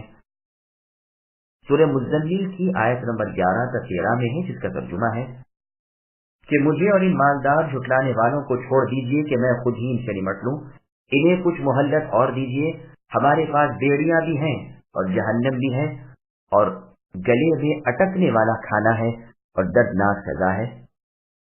اور سورہ صاد کی آیت نمبر 3 میں فرمایا وَكَمْ أَهْلَكْنَا مِنْ قَبْلِهِمْ مِنْ قَرْنٍ فَنَادَوْا وَلَاتَ حِينَ مَنَاصٍ، یعنی ہم نے ان سے پہلے اور بھی بہت سی بستیوں کو تباہ کر دیا، اس وقت انہوں نے واویلا شروع کی جبکہ وہ محض بے سود تھی۔ یہاں اللہ فرماتے ہیں کہ آج تم کیوں شور مچا رہے ہو، کیوں فریاد کر رہے ہو، کوئی بھی تمہیں آج کام نہیں آ سکتا، تم پر عذاب الہی آ پڑے، اب چیخنا چلانا سب بے سود ہے۔ کون ہے جو میرے عذابوں کے مقابلے میں تمہاری مدد کر سکے؟ پھر ان کا ایک بڑا گناہ بیان ہو رہا ہے کہ یہ میری آیتوں کے منکر تھے، انہیں سنتے تھے اور ٹال جاتے تھے، بلائے جاتے تھے لیکن انکار کر دیتے تھے، توحید کا انکار کرتے تھے، شرک پر عقیدہ کرتے تھے۔ حکم تو بلند و برتر اللہ ہی کا چلتا ہے۔ مستکبرین حال ہے ان کے حق سے ہٹنے اور حق کا انکار کرنے سے کہ یہ اس وقت تکبر کرتے تھے اور حق اور اہل حق کو حقیر سمجھتے تھے۔ اس معنی کی روح سے بھی کی ضمیر کا مرجع یا تو حرم ہے یا مکہ، کہ یہ اس میں بے ہدا بکواس بکتے تھے، یا قرآن جسے یہ مذاق میں اڑاتے تھے، کبھی شاعری کہتے تھے، کبھی کہانت وغیرہ، یا خود رسول اللہ صلی اللہ علیہ وسلم ہے کہ راتوں کو بیکار بیٹھے ہوئے اپنی گپ شپ میں کبھی رسول اللہ کو شاعر کہتے، کبھی کاہن کہتے، کبھی جادوگر کہتے، کبھی جھوٹا کہتے، کبھی مجنون پاگل بتلاتے۔ حالانکہ حرم اللہ یعنی خانہ کعبہ اللہ کا گھر ہے، قرآن اللہ کا کلام ہے، محمد صلی اللہ علیہ وسلم اللہ کے سچے رسول ہیں جنہیں اللہ نے اپنی مدد پہنچائی اور مکے پر قابض کیا۔ ان مشرکوں کو وہاں سے ذلیل و پست کر کے نکالا، اور یہ بھی کہا گیا ہے کہ مراد یہ ہے کہ یہ لوگ بیت اللہ کی وجہ سے فخر کرتے تھے اور خیال کرتے تھے کہ وہ اللہ کے اولیاء ہیں، حالانکہ یہ خیال محض وہم تھا۔ ابن عباس رضی اللہ عنہما سے مروی ہے کہ مشرکین قریش بیت اللہ پر فخر کرتے تھے، اپنے تئیں اس کا محتمم اور متولی بتلاتے تھے، حالانکہ نہ اسے آباد کرتے تھے نہ اس کا صحیح ادب کرتے تھے۔ ابن ابی حاتم رحمہ اللہ نے یہاں پر بہت کچھ لکھا ہے، حاصل سب کا یہی ہے۔ أَفَلَمْ يَدَّبَّرُوا الْقَوْلَ أَمْ جَاءَهُم مَّا لَمْ يَأْتِ آبَاءَهُمُ الْأَوَّلِينَ أَمْ لَمْ يَعْرِفُوا رَسُولَهُمْ فَهُمْ لَهُ مُنكِرُونَ أَمْ يَقُولُونَ بِهِ جِنَّةٌ بَلْ جَاءَهُم بِالْحَقِّ وَأَكْثَرُهُمْ لِلْحَقِّ كَارِهُونَ وَلَوِ اتَّبَعَ الْحَقُّ أَهْوَاءَهُمْ لَفَسَدَتِ السَّمَاوَاتُ وَالْأَرْضُ وَمَن فِيهِنَّ بل أتيناهم بذكرهم فهم عن ذكرهم معرضون أم تسألهم خرجا فخراج ربك خير وهو خير الرازقين وإنك لتدعوهم إلى صراط مستقيم وإن الذين لا يؤمنون بالآخرة عن الصراط لناكبون ولو رحمناهم وكشفنا ما بهم من ضر للجوا في طغيانهم يعمهون۔ کیا انہوں نے اس بات میں غور و فکر ہی نہیں کیا، یا ان کے پاس وہ آیا جو ان کے اگلے باپ دادوں کے پاس نہیں آیا تھا، یا انہوں نے اپنے پیغمبر کو پہچانا نہیں کہ اس کے منکر ہو رہے ہیں، یا یہ کہتے ہیں کہ اسے جنون ہے، بلکہ وہ تو ان کے پاس حق لایا ہے، ہاں ان میں کے اکثر حق سے چڑھنے والے ہیں۔ اگر حق ہی ان کی خواہشوں کا پیرو ہو جائے تو زمین و آسمان اور ان کے درمیان کی ہر چیز درہم برہم ہو جائے۔ حق تو یہ ہے کہ ہم نے انہیں ان کی نصیحت پہنچا دی ہے، لیکن اپنی نصیحت سے منہ موڑنے والے ہیں۔ کیا آپ ان سے کوئی اجرت چاہتے ہیں؟ یاد رکھیے کہ آپ کے رب کی اجرت بہت ہی بہتر ہے اور وہ سب سے بہتر روزی رساں ہے۔ یقیناً آپ تو انہیں راہ راست کی طرف بلا رہے ہیں، بے شک جو لوگ آخرت پر یقین نہیں رکھتے وہ سیدھے راستے سے مڑ جانے والے ہیں۔ اگر ہم ان پر رحم فرمائیں اور ان کی تکلیفیں دور کر دیں تو یہ تو اپنی اپنی سرکشی میں جم کر اور بہکنے لگیں۔ سامعین، آیاتوں کی تفسیر سماعت کیجیے۔ قرآن بے مثل اور بے نظیر کتاب ہے۔ اللہ تعالیٰ مشرکوں کے اس فعل پر انکار کر رہے ہیں جو وہ قرآن کے نہ سمجھنے اور اس میں غور و فکر نہ کرنے میں کر رہے تھے اور اس سے منہ پھیر لیتے تھے، حالانکہ اللہ تعالیٰ نے ان پر اپنی وہ پاک اور بڑھتر کتاب نازل فرمائی تھی جو کسی نبی پر نہیں اتاری گئی۔ یہ سب سے اکمل، اشرف اور افضل کتاب ہے۔ ان کے باپ دادے جاہلیت میں مرے تھے، جن کے ہاتھوں میں اللہ تعالیٰ کی طرف سے اتاری گئی کوئی کتاب نہ تھی، ان میں کوئی پیغمبر نہیں آیا تھا، تو انہیں چاہیے تھا کہ اللہ کے رسول کی بات مانتے، کتاب اللہ کی قدر کرتے اور دن رات اس پر عمل کرتے، جیسے کہ ان میں کے سمجھداروں نے کیا کہ وہ مسلمان متبع رسول ہو گئے اور اپنے اعمال سے اللہ کو رضامند کر دیا۔ افسوس، کفار نے عقل مندی سے کام نہ لیا، قرآن کی متشابہ آیتوں کے پیچھے پڑ کر ہلاک ہو گئے۔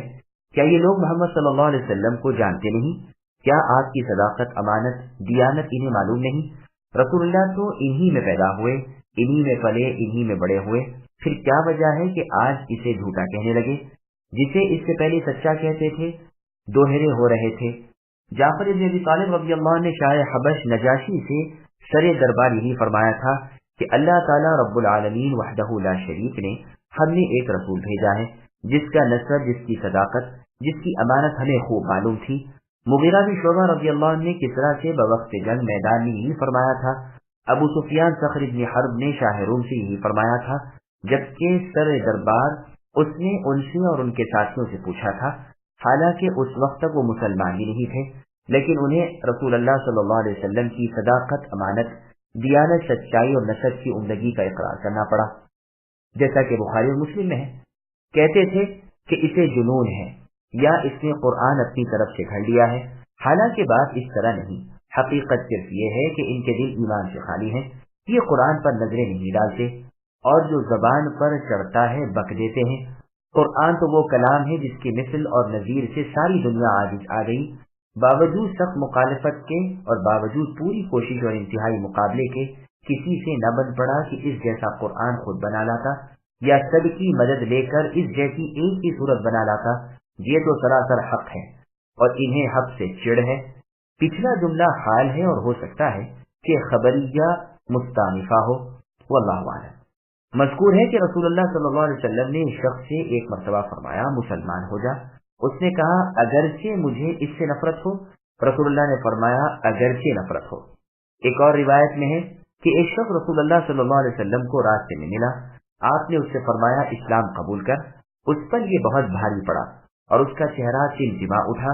رسول اللہ نے فرمایا، دیکھو، اگر تم کسی غیر آباد خطرناک غلط راستے پر جا رہے ہو اور تمہیں ایک شخص ملے جس کے نام و نسب سے، جس کی سچائی اور امانت داری سے تم بخوبی واقف ہو، وہ تم سے کہے کہ اس راستے چلو جو وسیع، آسان، سیدھا اور صاف ہے، بتاؤ تم اس کے بتلائے ہوئے راستے پر چلو گے یا نہیں؟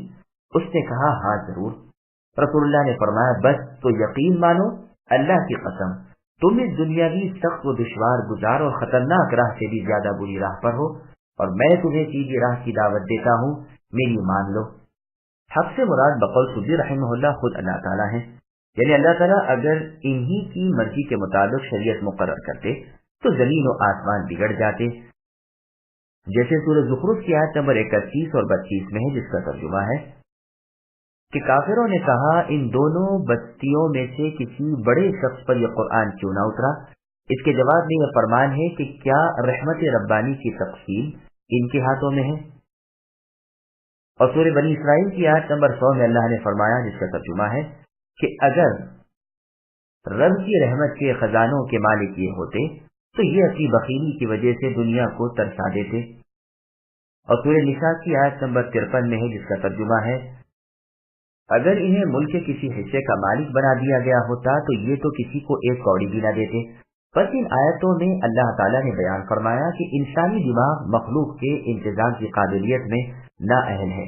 یہ اللہ ہی کی شان ہے کہ اللہ کی صفتیں، اللہ کے فرمان، اللہ کے کام، اللہ کی شریعت، اللہ کی تقدیر، اللہ کی تدبیر تمام مخلوق کو حاوی ہے اور تمام مخلوق کی حاجت برآری اور ان کی مصلحت کے مطابق ہے۔ اللہ کے سوا نہ کوئی معبود برحق ہے نہ پالنہار ہے۔ پھر آگے اللہ نے فرمایا اس قرآن کو ان کی نصیحت کے لیے ہم لائے اور یہ اس سے منہ موڑ رہے ہیں۔ پھر ارشاد ہے کہ اے نبی آپ تبلیغ قرآن پر ان سے کوئی اجرت نہیں مانگتے، آپ کی نظریں اللہ پر ہیں، وہی آپ کو ان کا اجر دیں گے، جیسا کہ اللہ تعالیٰ نے سورہ سبا کی آیت نمبر 47 میں فرمایا، جس کا ترجمہ ہے جو بدلہ میں تم سے مانگوں وہ بھی تمہیں ہی دیا، میں تو اجر کا طالب صرف اللہ ہی سے ہوں۔ اور سورہ صاد کی آیت نمبر 86 میں اللہ نے فرمایا، جس کا ترجمہ ہے اللہ تعالیٰ نے اپنے نبی کو حکم دیا کہ اعلان کر دو نہ میں کوئی بدلہ چاہتا ہوں اپنی اس دعوت کا، نہ تکلف کرنے والوں میں سے ہوں۔ اور سورہ شورا کی آیت نمبر 23 میں فرمایا، جس کا ترجمہ ہے اے نبی کہہ دیجیے کہ میں تم سے اس پر کوئی اجرت نہیں چاہتا، صرف قرابت داری کے میل جول کا جوش ہے۔ سورہ یاسین میں آیت نمبر 20 میں ہے، جس کا ترجمہ ہے کہ شہر کے دور کے کنارے سے جو شخص دوڑا ہوا آیا، اس نے اپنی قوم سے کہا اے میری قوم کے لوگوں، نبیوں کی اطاعت کرو جو تم سے کسی اجرت کے خواہاں نہیں۔ یہاں فرمایا وہی اللہ بہترین رازق ہیں۔ اے نبی آپ لوگوں کو راہ راست کی طرف بلا رہے ہیں۔ مسند ابی اعلی موصلی میں ہے، رسول صلی اللہ علیہ وسلم فرماتے ہیں میں تمہاری کولیاں بھر بھر کر، تمہاری کمریں پکڑ پکڑ کر تمہیں جہنم سے روک رہا ہوں، لیکن تم پروانوں اور برساتی کیڑوں کی طرح میرے ہاتھوں سے چھوٹ چھوٹ کر آگ میں گر رہے ہو۔ کیا تم یہ چاہتے ہو کہ میں تمہیں چھوڑ دوں؟ سنو، میں تو حوض کوثر پر بھی تمہارا پیشوا اور امیر سامان ہوں، وہاں تم اکا دکا گروہ بن کر میرے پاس آؤ گے، میں تمہیں تمہاری نشانیوں، علامتوں اور ناموں سے پہچان لوں گا، جیسے ایک نو وارد انجان آدمی اپنے اونٹوں کو دوسروں کے اونٹوں سے تمیز کر لیتا ہے۔ میرے دیکھتے ہوئے تم میں سے بعض کو بائیں طرف والے عذاب کے فرشتے پکڑ کر لے جانا چاہیں گے، تو میں اللہ تعالیٰ سے عرض کروں گا اے اللہ یہ میری قوم کے، میری امت کے لوگ ہیں۔ بس جواب دیا جائے گا کہ آپ کو نہیں معلوم کہ انہوں نے آپ کے بعد، یعنی آپ کے مر جانے کے بعد کیا کیا بدعتیں نکالی تھیں، یہ تو آپ کے بعد اپنی ایڑیوں کے بل لوٹتے ہی رہے ہیں۔ انہیں بھی پہچان لوں گا جو قیامت کے دن اپنی گردن پر بکری لیے ہوئے آئے گا، جو بکری چیخ رہی ہوگی، وہ بنا نام لے کر آوازیں دے رہا ہوگا، لیکن میں اسے صاف کہہ دوں گا کہ میں اللہ کے سامنے تجھے کچھ کام نہیں آ سکتا، میں نے تو اللہ کی باتیں پہنچا دی تھی۔ اسی طرح کوئی ہوگا جو اونٹ کو لیے ہوئے آئے گا، جو بل بلا رہا ہوگا، ندا کرے گا کہ اے محمد اے محمد، میں کہہ دوں گا کہ میں اللہ کے ہاں تیرے لیے کچھ اختیار نہیں رکھتا، میں تو پہنچا چکا تھا۔ بعض آئیں گے جن کی گردن پر گھوڑا سوار ہوگا، جو ہنا رہا ہوگا، وہ بھی مجھے آوازیں دے گا اور میں یہی جواب دوں گا۔ بعض آئیں گے مشکل لادے ہوئے، پکاریں گے اے محمد اے محمد، میں کہوں گا میں تو تیرے کسی امر کا مالک نہیں، میں تو پہنچا چکا تھا۔ امام علی بن عبداللہ المدینی رحمہ اللہ فرماتے ہیں اس حدیث کی سند ہے تو حسن، لیکن اس کا ایک راوی حفص بن حمید مجہول ہے، لیکن امام یحییٰ بن معین رحمہ اللہ نے اسے صالح کہا ہے اور نسائی اور ابن حبان نے بھی اسے ثقہ کہا ہے۔ آخرت کے یقین نہ رکھنے والے راہ راست سے ہٹے ہوئے ہیں۔ جب کوئی شخص سیدھی راہ سے ہٹ گیا تو عرب کہتے ہیں نکب فلان عن الطریق۔ ان کے کفر کی پختگی بیان ہو رہی ہے کہ اگر اللہ تعالیٰ ان سے سختی کو ہٹا دیں اور انہیں قرآن سنا سمجھا دیں تو بھی یہ اپنے کفر و عناد سے، سرکشی اور تکبر سے نہ ہٹیں گے۔ جو کچھ نہیں ہوا وہ جب ہوگا تب کس طرح ہوگا اس کا علم اللہ کو ہے۔ اس لیے اللہ تعالیٰ نے سورہ انفال کی آیت نمبر 23 میں فرمایا، جس کا ترجمہ ہے کہ اگر اللہ تعالیٰ ان میں بھلائی دیکھتے تو ضرور انہیں سناتے، اور اگر انہیں سناتے بھی تو وہ منہ پھیرے ہوئے اس سے گھوم جاتے۔ یہ تو جہنم کے سامنے کھڑے ہو کر ہی یقین کریں گے، اس وقت کہیں گے کاش کہ ہم لوٹا دیے جاتے یعنی دنیا میں، اور رب کی باتوں کو نہ جھٹلاتے اور یقین مند ہو جاتے۔ اس سے پہلے جو چھپا تھا وہ اب کھل گیا۔ بات یہ ہے کہ اگر یہ لوٹا بھی دیے جائیں تو پھر سے منع کردہ کاموں کی طرف لوٹ آئیں گے۔ بس یہ وہ بات ہے جو ہوگی نہیں، لیکن اگر ہو تو کیا ہو، اسے اللہ جانتے ہیں۔ ابن عباس رضی اللہ عنہما سے مروی ہے کہ لو سے جو جملہ قرآن کریم میں ہے وہ کبھی واقع ہونے والا نہیں۔ وَلَقَدْ أَخَذْنَاهُمْ بِالْعَذَابِ فَمَا اسْتَكَانُوا لِرَبِّهِمْ وَمَا يَتَضَرَّعُونَ حَتَّى إِذَا فَتَحْنَا عَلَيْهِمْ بَابًا ذَا عَذَابٍ شَدِيدٍ إِذَا هُمْ فِيهِ مُبْلِسُونَ وَهُوَ الَّذِي أَنشَأَ لَكُمُ السَّمْعَ وَالْأَبْصَارَ وَالْأَفْئِدَةَ قَلِيلًا مَا تَشْكُرُونَ وَهُوَ الَّذِي ذَرَأَكُمْ فِي الْأَرْضِ وَإِلَيْهِ تُحْشَرُونَ وَهُوَ الَّذِي يُحْيِي وَيُمِيتُ وَلَهُ اخْتِلَافُ اللَّيْلِ وَالنَّهَارِ أَفَلَا تَعْقِلُونَ بَلْ قَالُوا مِثْلَ مَا قَالَ الْأَوَّلُونَ قَالُوا أَإِذَا مِتْنَا وَكُنَّا تُرَابًا وَعِظَامًا أَإِنَّا لَمَبْعُوثُونَ لَقَدْ وُعِدْنَا نَحْنُ وَآبَاؤُنَا هَذَا مِنْ قَبْلُ إِنْ هَذَا إِلَّا أَسَاطِيرُ الْأَوَّلِينَ۔ اور ہم نے انہیں بھی عذاب میں پکڑا تاہم یہ لوگ نہ تو اپنے پروردگار کے سامنے جھکے اور نہ ہی عاجزی اختیار کی، یہاں تک کہ جب ہم نے ان پر سخت عذاب کا دروازہ کھول دیا تو اسی وقت فوراً مایوس ہو گئے۔ وہی اللہ ہے جس نے تمہارے لیے کان اور آنکھیں اور دل پیدا کیے مگر تم بہت ہی کم شکر کرتے ہو۔ وہی تو ہے جس نے تمہیں پیدا کر کے زمین میں پھیلا دیا اور اللہ ہی کی طرف تم جمع کیے جاؤ گے۔ وہی اللہ تو ہے کہ جو جلاتے اور مارتے ہیں اور رات دن کے رد و بدل کے مختار بھی وہی ہیں، کیا تم کو سمجھ بوجھ نہیں؟ بلکہ ان لوگوں نے بھی ویسی ہی بات کہی جو اگلے کہتے چلے آئے کہ کیا جب ہم لڑ کر مٹی اور ہڈی ہو جائیں گے کیا پھر بھی ہم کھڑے کیے جانے والے ہیں؟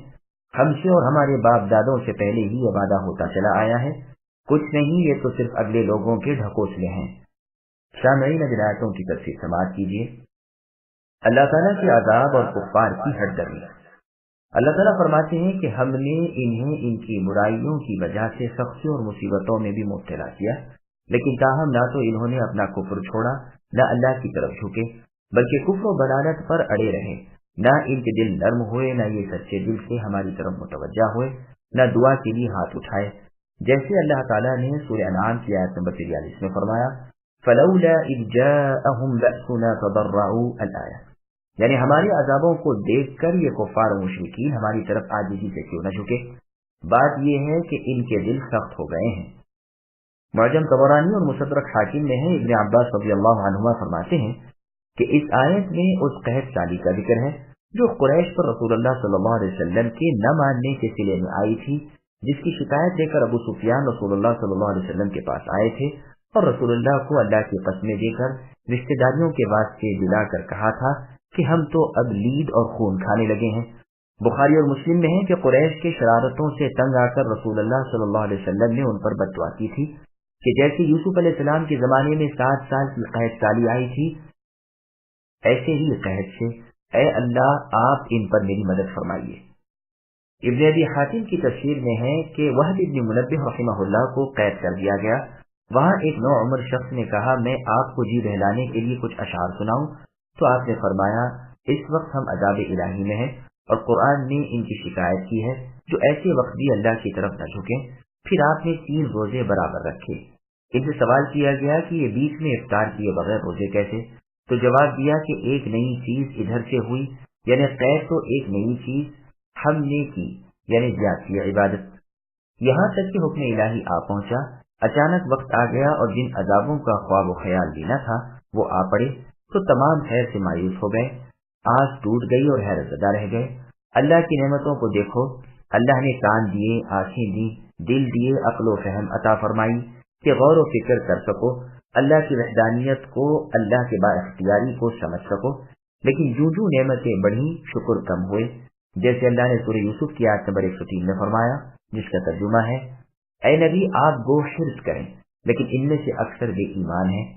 پھر اپنی عظیم الشان سلطنت اور قدرت کا اللہ تعالیٰ بیان فرما رہے ہیں کہ مخلوق کو اللہ نے پیدا کر کے وسیع زمین پر بانٹ دیا ہے، پھر قیامت کے دن ان بکھرے ہوا کو سمیٹ کر اپنے پاس جمع کریں گے۔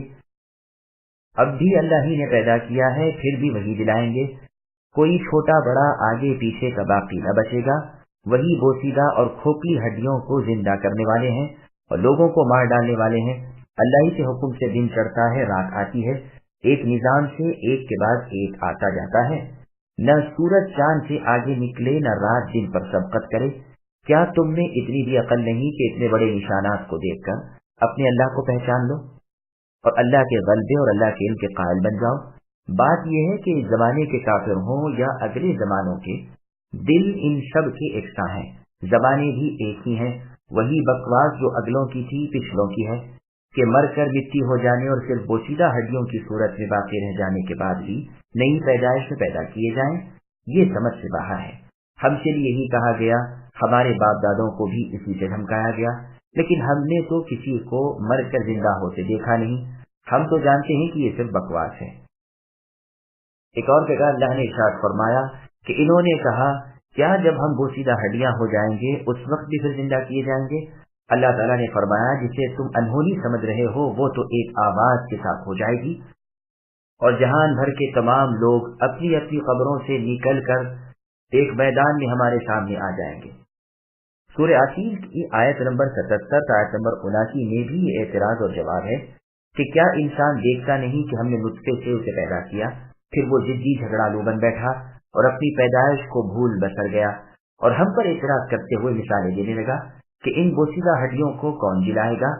اے نبی صلی اللہ علیہ وسلم، آپ ان کافروں کو جواب دیجئے کہ انہیں نئے سرے سے وہ اللہ پیدا کریں گے جس نے انہیں اول یعنی پہلی بار پیدا کیا ہے، اور اللہ تعالیٰ ہر مخلوق کا پورا علم رکھتے ہیں۔ قل لمن الأرض ومن فيها إن كنتم تعلمون فيقولون لله قل أفلا تذكرون قل من رب السماوات السبع ورب العرش العظيم فيقولون لله قل أفلا تتقون قل من بيده ملكوت كل شيء وهو يجير ولا يجار عليه إن كنتم تعلمون فيقولون لله قل فأنا تسحرون بل أتيناهم بالحق وإنهم لكاذبون۔ اے نبی، ان کافروں سے پوچھئے تو صحیح کہ زمین اور اس کی کل چیزیں کس کی ہیں، بتلاؤ اگر جانتے ہو۔ فوراً جواب دیں گے کہ اللہ تعالیٰ کی۔ کہہ دو کہ پھر تم نصیحت کیوں نہیں حاصل کرتے؟ اے نبی، ان سے یہ بھی دریافت کیجئے کہ ساتوں آسمانوں کے اور بہت باعظمت عرش کے رب کون ہے؟ وہ لوگ جواب دیں گے کہ اللہ تعالیٰ ہی ہے۔ اے نبی، آپ کہہ دیجئے کہ پھر تم کیوں نہیں ڈرتے؟ اے نبی، ان سے یہ بھی پوچھئے کہ تمام چیزوں کا اختیار کس کے ہاتھ میں ہے، جو پناہ دیتے ہیں اور جس کے مقابلے میں کوئی پناہ نہیں دیا جاتا؟ اگر تم جانتے ہو تو بتلا دو۔ یہی جواب دیں گے کہ اللہ تعالیٰ ہی ہے۔ آپ ان سے کہہ دیجئے، پھر تم کدھر سے جادو کر دیے جاتے ہو؟ حق یہ ہے کہ ہم نے انہیں حق پہنچا دیا ہے اور یہ بے شک جھوٹے ہیں۔ سامعین، اب آیتوں کی تفصیل سماعت کیجیے۔ مشرکین بھی اللہ تعالیٰ ہی کو خالق و مالک مانتے تھے۔ اللہ جل وعلا اپنی وحدانیت، خالقیت، تصرف اور ملکیت کا ثبوت دیتے ہیں تاکہ معلوم ہو جائے کہ معبود برحق صرف اللہ ہی ہیں۔ اللہ کے سوا کسی اور کی عبادت نہ کرنی چاہیے، وہ اکیلے ہیں اور بے شریک ہیں۔ بس اپنے قابل احترام رسول محمد صلی اللہ علیہ وسلم کو حکم دیتے ہیں کہ آپ ان مشرکین سے دریافت فرمائیں تو وہ صاف لفظوں میں اللہ کے رب ہونے کا اقرار کریں گے اور اس میں کسی کو شریک نہیں بتلائیں گے۔ آپ انہی کے جواب کو لے کر انہیں قائل معقول کریں کہ جب خالق مالک صرف اللہ ہی ہیں، اللہ کے سوا کوئی نہیں، پھر معبود بھی تنہا وہی کیوں نہ ہو؟ اللہ کے ساتھ دوسروں کی عبادت کیوں کی جائے؟ واقعہ یہی ہے کہ وہ اپنے معبودوں کو بھی مخلوق اللہ اور مملوک اللہ جانتے تھے، یعنی اللہ کی پیدا کردہ اور اللہ کی ماتحتین ہے، لیکن انہیں مقربان الہی سمجھ کر اس نیت سے ان کی عبادت کرتے تھے کہ وہ ہمیں بھی مقرب بارگاہ الہی بنا دیں گے۔ پس حکم ہوتا ہے کہ زمین اور زمین کی تمام چیزوں کے خالق و مالک کون ہے؟ اس کی بابت ان مشرکین سے سوال کیجیے۔ ان کا جواب یہی ہوگا کہ اللہ جو اکیلے ہیں اور جن کا کوئی شریک نہیں۔ اب آپ پھر ان سے کہیے کہ کیا اب بھی اس اقرار کے بعد بھی تم اتنا نہیں سمجھتے کہ عبادت کے لائق بھی اللہ ہی ہے، کیونکہ خالق اور رازق وہی ہے؟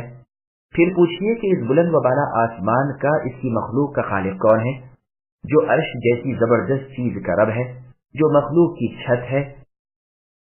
جیسا کہ سنن ابی داؤد میں رسول اللہ صلی اللہ علیہ وسلم کا فرمان ہے کہ اللہ کی شان بہت بڑی ہے، اللہ کا عرش آسمانوں پر اس طرح ہے اور آپ نے اپنے ہاتھ سے قبے کی طرح بنا کر بتلایا۔ ایک اور حدیث میں ہے، ساتوں آسمان، ساتوں زمین اور ان کی کل مخلوق کرسی کے مقابلے پر ایسی ہے جیسے کسی چٹیل میدان میں کوئی حلقہ پڑا ہو اور کرسی अपनी तमाम चीजों समेत अर्श के मुकाबले में भी ऐसी ही है। बाज़ तलफ से मनक़ूल है कि अर्श की एक जानिब से दूसरी जानिब की दूरी 50,000 साल की मुसाफत की है और सातवीं जमीन से उसकी बुलंदी 50,000 साल की मुसाफत की है। अर्श का नाम अर्श इसकी बुलंदी की वजह से ही है। काबिल अहबार रहमहुल्लाह से मरवी है कि आसमान अर्श के मुकाबले में ऐसे हैं जैसे कोई कंदील आसमान और जमीन के दरमियान हो। मुजाहिद रहमहुल्लाह का कौल है कि आसमान और जमीन बमुकाबला अर्श इलाही ऐसे हैं जैसे कोई छल्ला किसी वसी शकील मैदान में पड़ा हो। इब्न अब्बास रज़ी अल्लाह अन्हुमा फरमाते हैं, अर्श की कद्र और अजमत का कोई भी बजुज़ अल्लाह ताला के सही अंदाजा नहीं कर सकता कि वो किस कदर बड़ा होगा। बाज़ सलफ का कौल है कि अर्श सुर्ख रंग याकूत का है। इस आयत में अर्श अज़ीम कहा गया है और इस सूरत के आखिर में अर्श करीम कहा गया है, यानी बहुत बड़ा और बहुत हुस्न व खूबी वाला। बस लंबाई, चौड़ाई, वसात, अज़मत, हुस्न व खूबी में वो बहुत ही आला और बाला है, इसीलिए लोगों ने इसे याकूत सुर्ख कहा है। इब्न मसूद रज़ी अल्लाह अन्हु का फरमान है कि तुम्हारे रब के पास रात दिन कुछ नहीं, अल्लाह के अर्श का नूर अल्लाह के चेहरे के नूर से है। अलगर्ज इस सवाल का जवाब भी वो यही देंगे कि आसमानों और जमीनों और हर चीज के रब अल्लाह ही तो है। तो आप फिर इनसे कहिए कि तुम अल्लाह के अज़ाबों और अल्लाह की सजाओं से क्यों नहीं डरते कि अल्लाह के साथ दूसरों की इबादतें कर रहे हो। ऐ नबी, इन मुशरिकों से ये भी दरियाफ्त कीजिए कि तमाम मुल्क के मालिक, हर चीज के मुख्तार कौन है। रसूलुल्लाह सल्लल्लाहु अलैहि वसल्लम की कसम उमूमन इन लफ्जों में होती थी कि उसकी कसम जिसके हाथ में मेरी जान है, यानी अल्लाह ताला के हाथ में मेरी जान है। और जब कोई ताकीदी कसम खाते तो फरमाते उसकी कसम जो दिलों के मालिक और उनको फेरने वाले हैं। ये रिवायत बुखारी, मुस्लिम वगैरह की है।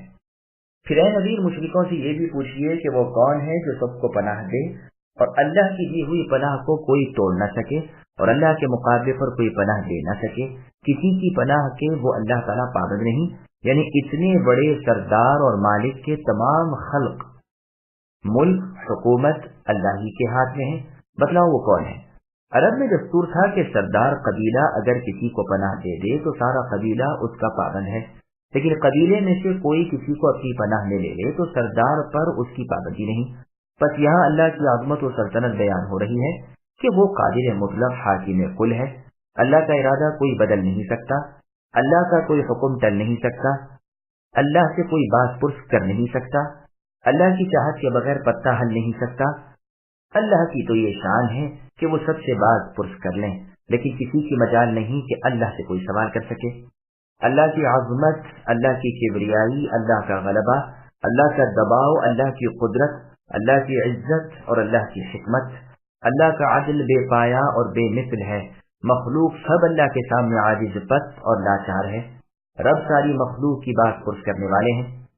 इस सवाल का जवाब भी उन मुशरिकीन के पास बजुज इसके और नहीं कि वो इकरार करें कि इतने बड़े बादशाह ऐसे खुद मुख्तार अल्लाह अकेले ही हैं। ऐ नबी, फिर कह दीजिए कि तुम पर क्या टपकी पड़ी है, ऐसा कौन सा जादू तुम पर हो गया है कि बावजूद इस इकरार के फिर भी दूसरों की परस्तिश और इबादत में लगे हुए हो।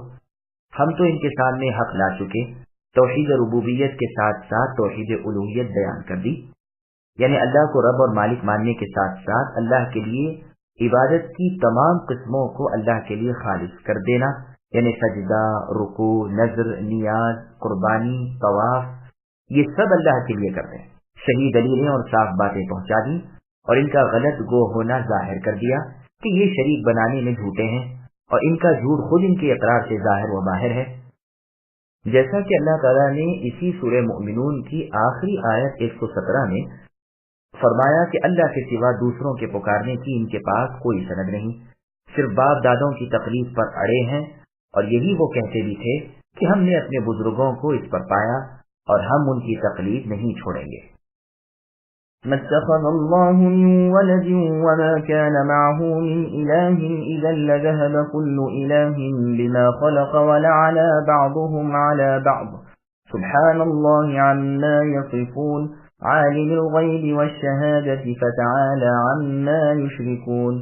ना तो अल्लाह ने किसी को बेटा बनाया और ना अल्लाह के साथ और कोई माबूद है, वरना हर माबूद अपनी मखलूक को लिए लिए फिरता और हर एक दूसरे पर बुलंद होना चाहता। जो औसाफ ये बतलाते हैं उनसे अल्लाह निराले हैं। वो अल्लाह तो गायब हाजिर के जानने वाले हैं اور جو شرک یہ کرتے ہیں اس سے بالا تر ہیں۔ سامعین آیاتوں کی تفسیر سماعت کیجیے۔ آسمانوں اور زمین کا نظام اللہ کے ہاتھ میں ہے۔ اللہ تعالیٰ اس سے اپنی برتری بیان فرما رہے ہیں کہ اللہ کی اولاد ہو یا اللہ کا کوئی شریک ہو، ملک میں تصرف میں یا عبادت کے مستحق ہونے میں وہ یکتا ہیں۔ نہ اللہ کی اولاد ہے نہ اللہ کا کوئی شریک ہے۔ اگر مان لیا جائے کہ کئی ایک اللہ ہیں تو ہر ایک اپنی مخلوق کا مستقل مالک ہونا چاہیے، تو موجودات سے نظام قائم نہیں رہ سکتا، حالانکہ کائنات کا انتظام مکمل ہے۔ عالم علوی اور عالم سفلی یعنی اوپری کائنات کا اور نچلی کائنات، آسمان و زمین وغیرہ کمال ربط کے ساتھ اپنے اپنے مقررہ کام میں مشغول ہیں، دستور سے ایک انچ ادھر ادھر نہیں ہوتے۔ بس معلوم ہوا کہ ان سب کے خالق مالک اللہ ہی ہیں، نہ کہ متفرق کئی ایک معبود۔ اور اگر بہت سے معبود مان لیے جائیں تو اس صورت میں یہ بھی ظاہر ہے کہ ہر ایک دوسرے کو پس مغلوب کرنا اور خود غالب اور زور آور ہونا چاہے گا۔ اگر غالب آ گیا تو مغلوب اللہ نہ رہا، اگر غالب نہ آیا تو وہ خود اللہ نہیں۔ پس یہ دونوں دلیلیں بتلا رہی ہیں کہ اللہ ایک ہی ہے، کئی سارے نہیں ہیں۔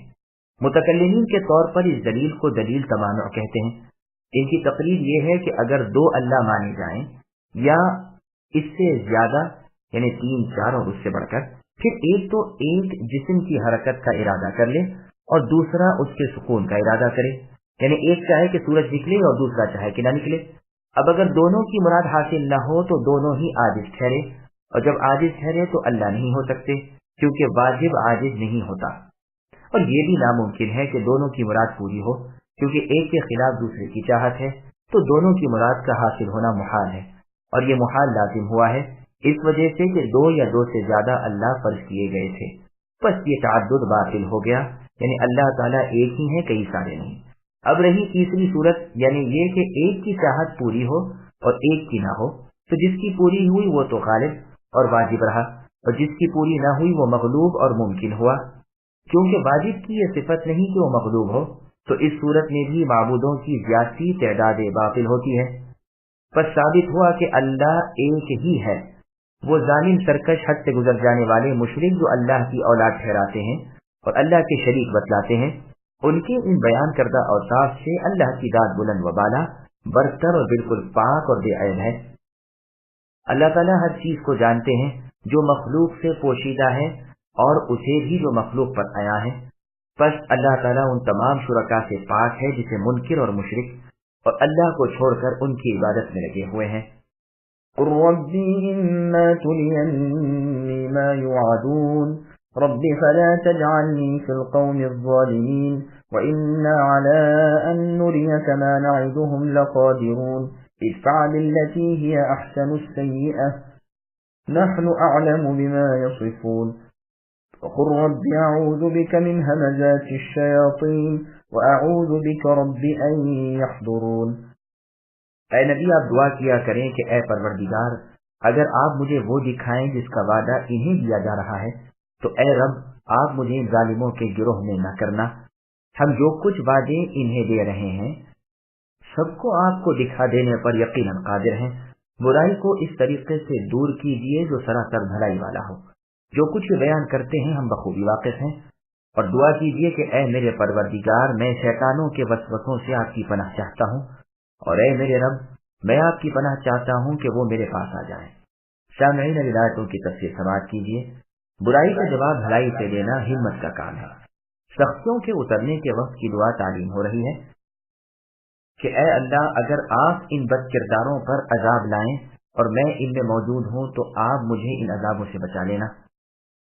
مسند احمد اور ترمذی کی حدیث میں ہے کہ رسول اللہ صلی اللہ علیہ وسلم کی دعاؤں میں یہ جملہ بھی ہوتا تھا کہ اے اللہ، جب آپ کسی قوم کے ساتھ فتنے کا ارادہ کریں، یعنی ان کو آزمانے کا، تو مجھے فتنے میں ڈالنے سے پہلے اٹھا لیجیے، یعنی موت دے دیجیے۔ اللہ تعالیٰ اس کی تعلیم دینے کے بعد فرماتے ہیں کہ ہم ان عذابوں کو آپ کو اے نبی دکھانے پر قادر ہیں جو ان کفار پر ہماری جانب سے اترنے والے ہیں۔ پھر وہ بات سکھائی جاتی ہے جو تمام مشکلوں کو دور اور دفع کرنے والی ہے، اور وہ یہ کہ برائی کرنے والے سے بھلائی کی جائے تاکہ اس کی عداوت محبت سے اور نفرت الفت سے بدل جائے، جیسے سورہ فصلت کی آیت نمبر 34 میں اللہ نے فرمایا، جس کا ترجمہ ہے کہ بھلائی سے دفاع کیجیے تو جانی دشمن دلی دوست بن جائے گا، لیکن یہ کام انہی سے ہو سکتا ہے جو صبر کرنے والے ہوں۔ یعنی اس حکم کی تعمیل اور اس صفت کی تحصیل صرف ان لوگوں سے ہو سکتی ہے جو لوگوں کی تکلیف کو برداشت کر لینے کے عادی ہو جائیں، اور گو وہ برائی کریں لیکن یہ بھلائی کرتے جائیں۔ یہ بس انہی لوگوں کا ہے جو بڑے بانصیب ہوں، دنیا اور آخرت کی بھلائی جن کی قسمت میں ہو۔ انسان کی برائی سے بچنے کی بہترین ترکیب بتلا کر پھر شیطان کی برائی سے بچنے کی ترکیب بتلائی جاتی ہے کہ اللہ سے دعا کیجیے کہ وہ آپ کو شیطان سے بچا لے، اس لیے کہ اس کے فنے فریب سے بچنے کے ہتھیار تمہارے پاس بجز اللہ کے اور کوئی نہیں۔ وہ سلوک و احسان سے بس میں نہیں آنے کے استعاذے کے بیان میں ہم لکھ آئے ہیں کہ رسول اللہ صلی اللہ علیہ وسلم اعوذ باللہ السمیع العلیم من الشیطان الرجیم من ہمزہ ونفخہ ونفثہ پڑھا کرتے تھے۔ یہ روایت سنن ابی داؤد کی ہے۔ اور میں پناہ مانگتا ہوں کہ شیطان میرے کسی کام میں حائل ہو اور وہ میرے پاس پہنچ جائے۔ پس ہر ایک کام کے شروع میں اللہ کا ذکر شیطان کی شمولیت کو روک دیتا ہے۔ کھانا پینا، ہم بستری کرنا، ذبح وغیرہ، کل کاموں کے شروع کرنے سے پہلے اللہ تعالیٰ کا ذکر کرنا چاہیے۔ سنن ابی داؤد میں ہے کہ رسول اللہ صلی اللہ علیہ وسلم کی ایک دعا یہ بھی تھی، اللہم انی اعوذ بک من الہرم، اے اللہ میں آپ سے برے بڑھاپے سے، واعوذ بک من الہدم، اور دب کر مر جانے سے، ومن الغرق، اور ڈوب کر مر جانے سے، واعوذ بک ان یتخبطنی الشیطان عند الموت، اور اس بات سے پناہ مانگتا ہوں اور اس سے بھی کہ موت کے وقت شیطان مجھ کو بہکا دے۔ حتى إذا جاء أحدهم الموت قال رب ارجعون لعلي أعمل صالحا فيما تركت كلا إنها كلمة هو قائلها ومن ورائهم برزخ إلى يوم يبعثون۔ یہاں تک کہ جب ان میں سے کسی کو موت آنے لگتی ہے تو کہتا ہے، اے میرے پروردگار مجھے واپس لوٹا دیجیے کہ اپنی چھوڑی ہوئی دنیا میں جا کر نیک اعمال کر لوں۔ ہرگز ایسا نہیں ہونے کا، یہ تو صرف ایک قول ہے جس کا یہ قائل ہے۔ ان کے پسے پشت تو ایک حجاب ہے ان کے دوبارہ جی اٹھنے کے دن تک۔ سامعین اب آیتوں کی تفسیر سماعت کیجیے۔ برزخ اور عذاب قبر بیان ہو رہا ہے کہ موت کے وقت کفار اور بدترین گنہگار سخت نادم ہوتے ہیں اور حسرت و افسوس کے ساتھ آرزو کرتے ہیں کہ کاش کہ ہم دنیا کی طرف لوٹائے جائیں تاکہ ہم نیک اعمال کر لیں، لیکن اس وقت یہ امید فضول، یہ آرزو لا حاصل ہے۔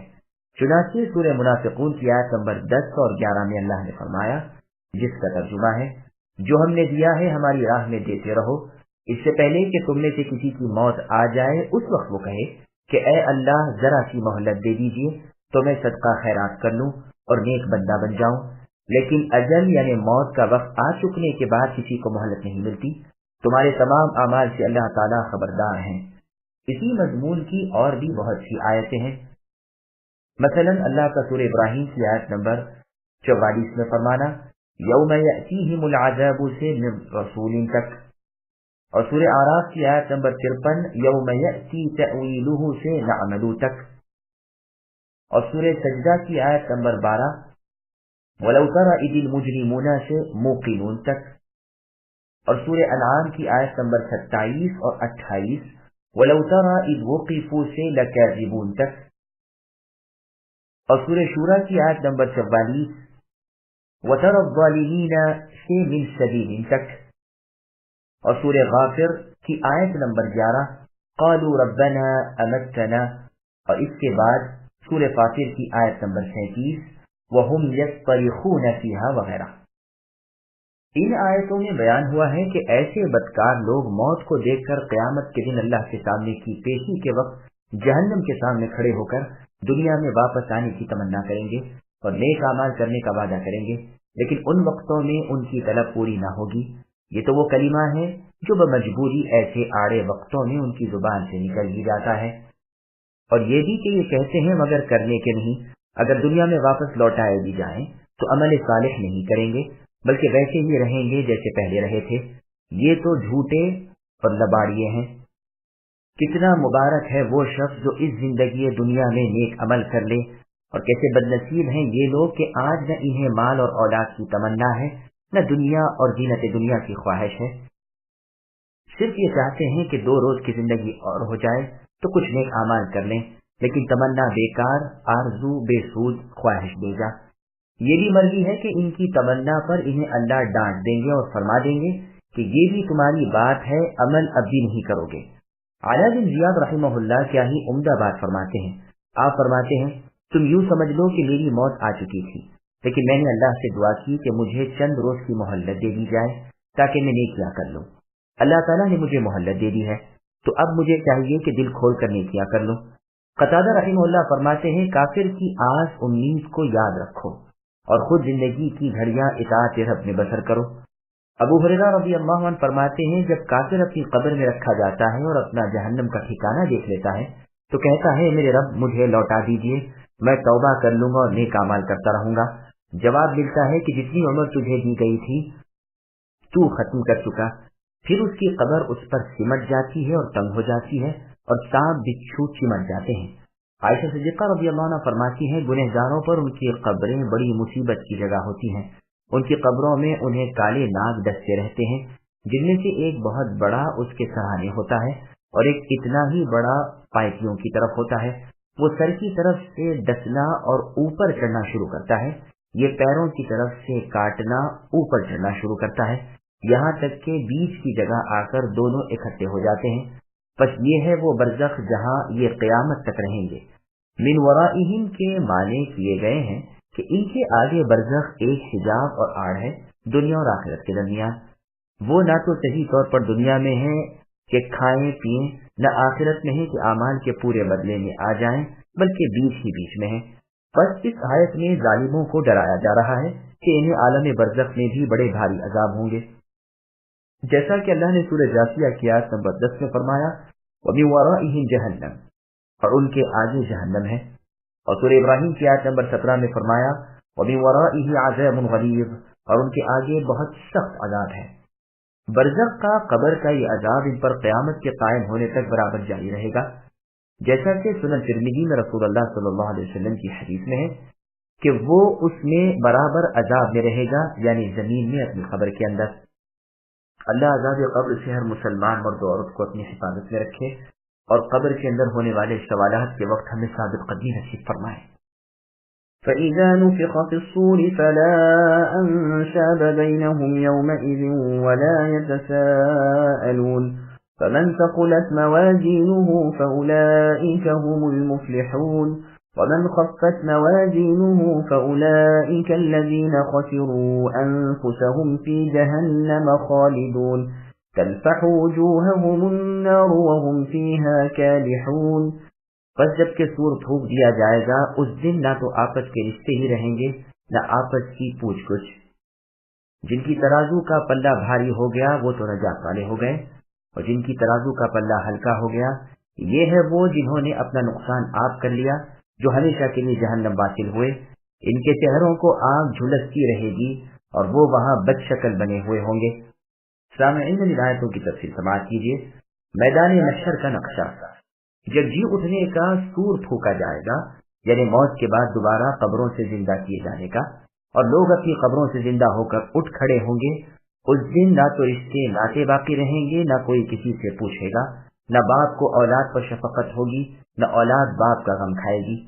عجب آپادھاتی ہوگی، جیسے اللہ تعالیٰ نے سورہ معارج کی آیت نمبر 10 میں فرمایا، جس کا ترجمہ ہے کہ کوئی دوست کسی دوست سے باوجود ایک دوسرے کو دیکھنے کے کچھ نہ پوچھے گا، صاف دیکھے گا کہ قریبی شخص ہے، مصیبت میں ہے، گناہوں کے بوجھ میں دب رہا ہے، لیکن اس کی طرف التفات تک نہ کرے گا، مڑ کر بھی نہ دیکھے گا، نہ کچھ پوچھے گا، بلکہ آنکھ پھیر لے گا، جیسے کہ اللہ نے سورہ عبس کی آیت نمبر 34 میں فرمایا، جس کا ترجمہ ہے اس دن آدمی اپنے بھائی سے، اپنی ماں سے، اپنے باپ سے، اپنی بیوی سے اور اپنے بچوں سے بھاگتا پھرے گا۔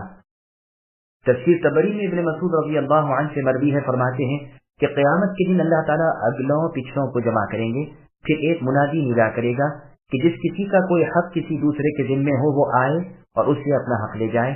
تو اگرچہ کسی کا کوئی حق اپنے باپ کے ذمے یا اپنی اولاد کے ذمے یا اپنی بیوی کے ذمے ہو، وہ بھی خوش ہوتا ہوا اور دوڑتا ہوا آئے گا اور اپنے حق کے تقاضے شروع کرے گا، جیسے اس آیت میں ہے۔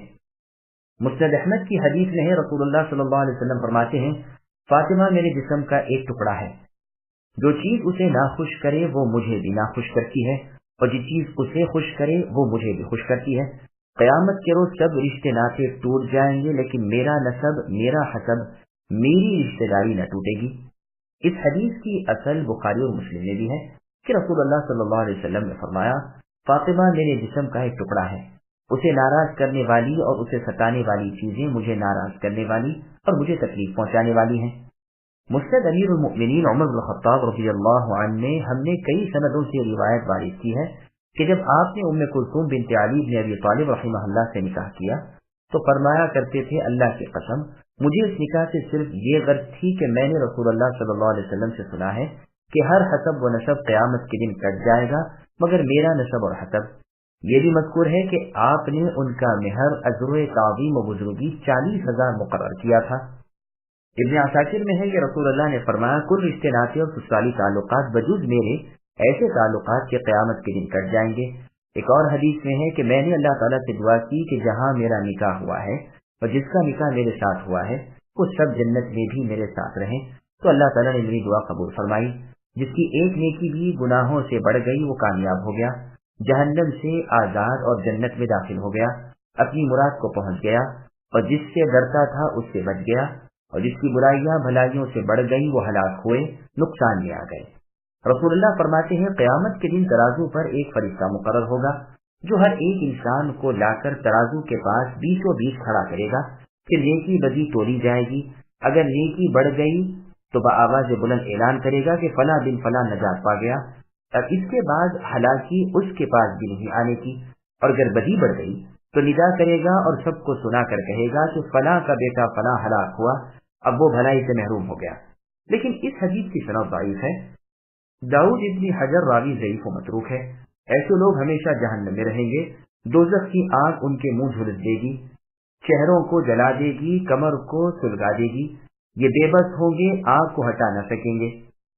أَلَمْ تَكُنْ آيَاتِي تُتْلَى عَلَيْكُمْ فَكُنْتُمْ بِهَا تُكَذِّبُونَ قَالُوا رَبَّنَا غَلَبَتْ عَلَيْنَا شِقْوَتُنَا وَكُنَّا قَوْمًا ضَالِّينَ رَبَّنَا أَخْرِجْنَا مِنْهَا فَإِنْ عُدْنَا فَإِنَّا ظَالِمُونَ کیا میری آیتیں تمہارے سامنے تلاوت نہیں کی جاتی تھیں پھر بھی تم انہیں جھٹلاتے تھے؟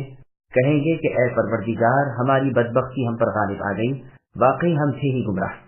اے ہمارے پروردگار ہمیں یہاں سے نجات دیجیے، اگر اب بھی ہم ایسا ہی کریں تو بے شک ہم ظالم ہیں۔ سامعین روایتوں کی تفصیل سماعت کیجیے۔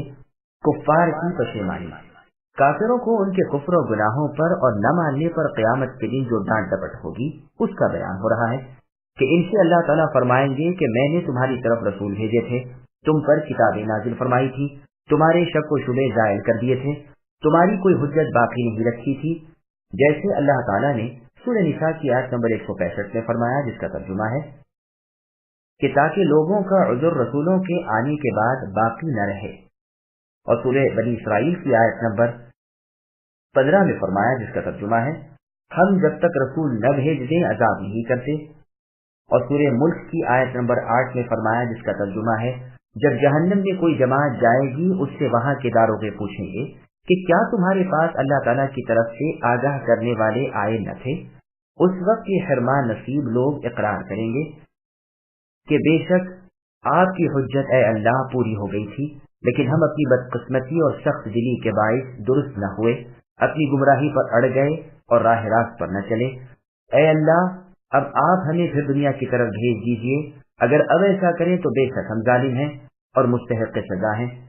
جیسے اللہ تعالیٰ نے سورہ غافر کی آیت نمبر 11 میں فرمایا، فَاعْتَرَفْنَا بِذُنُوبِنَا فَهَلْ إِلَى خُرُوجٍ مِّن سَبِيلٍ کہ ہمیں اے اللہ اب اپنی قصوروں کا اقرار ہے، کیا اب کسی طرح بھی چھٹکارے کی راہ مل سکتی ہے؟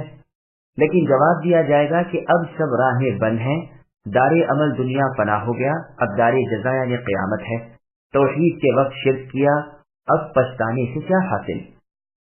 قال اخسئوا فيها ولا تكلمون إنه كان فريق من عبادي يقولون ربنا آمنا فاغفر لنا وارحمنا وأنت خير الراحمين فاتخذتموهم سخريا حتى أنسوكم ذكري وكنتم منهم تضحكون إني جزيتهم اليوم بما صبروا أنهم هم الفائزون۔ اللہ تعالیٰ فرمائیں گے پھٹکارے ہوئے یہی پڑے رہو اور مجھ سے کلام نہ کرو۔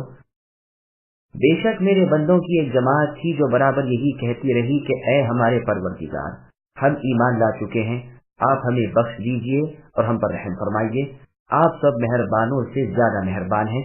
لیکن تم انہیں مذاق میں ہی اڑاتے رہے، یہاں تک کہ ان کے پیچھے تم میری یاد بھلا بیٹھے اور تم ان سے مخول ہی کرتے رہے۔ میں نے آج انہیں ان کے اس صبر کا بدلہ دے دیا ہے کہ وہ خاطر خواہ اپنی مراد کو پہنچ چکے ہیں۔ سامعین، اب آیتوں کی تفسیر سماعت کیجیے۔ دوزخیوں کو اللہ تعالیٰ کی دعوت۔ کافر جب جہنم سے نکلنے کی آرزو کریں گے تو انہیں جواب ملے گا کہ اب تو تم اسی میں ذلت کے ساتھ پڑے رہو گے، خبردار اب یہ سوال مجھ سے نہ کرنا۔ یہ کلام رحمان ہوگا جو جہنمیوں کو ہر خیر سے مایوس کر دے گا۔ اللہ تعالیٰ ہمیں بچائے۔ اے رحمتوں والے پروردگار، ہمیں اپنے رحم کے دامن میں چھپا لیجیے اور اپنی ڈانٹ ڈپٹ اور غصے سے بچا لیجیے، آمین۔ ابن عمر رضی اللہ عنہ فرماتے ہیں کہ جہنمی تو پہلے داروغہ جہنم کو بلائیں گے، 40 سال تک اسے پکارتے رہیں گے لیکن کوئی جواب نہ پائیں گے۔ 40 برس کے بعد جواب ملے گا کہ تم یہیں پڑے رہو۔ ان کی پکار کی نہ تو کوئی وقعت داروغہ جہنم کے پاس ہوگی نہ اللہ جل وعلا کے پاس۔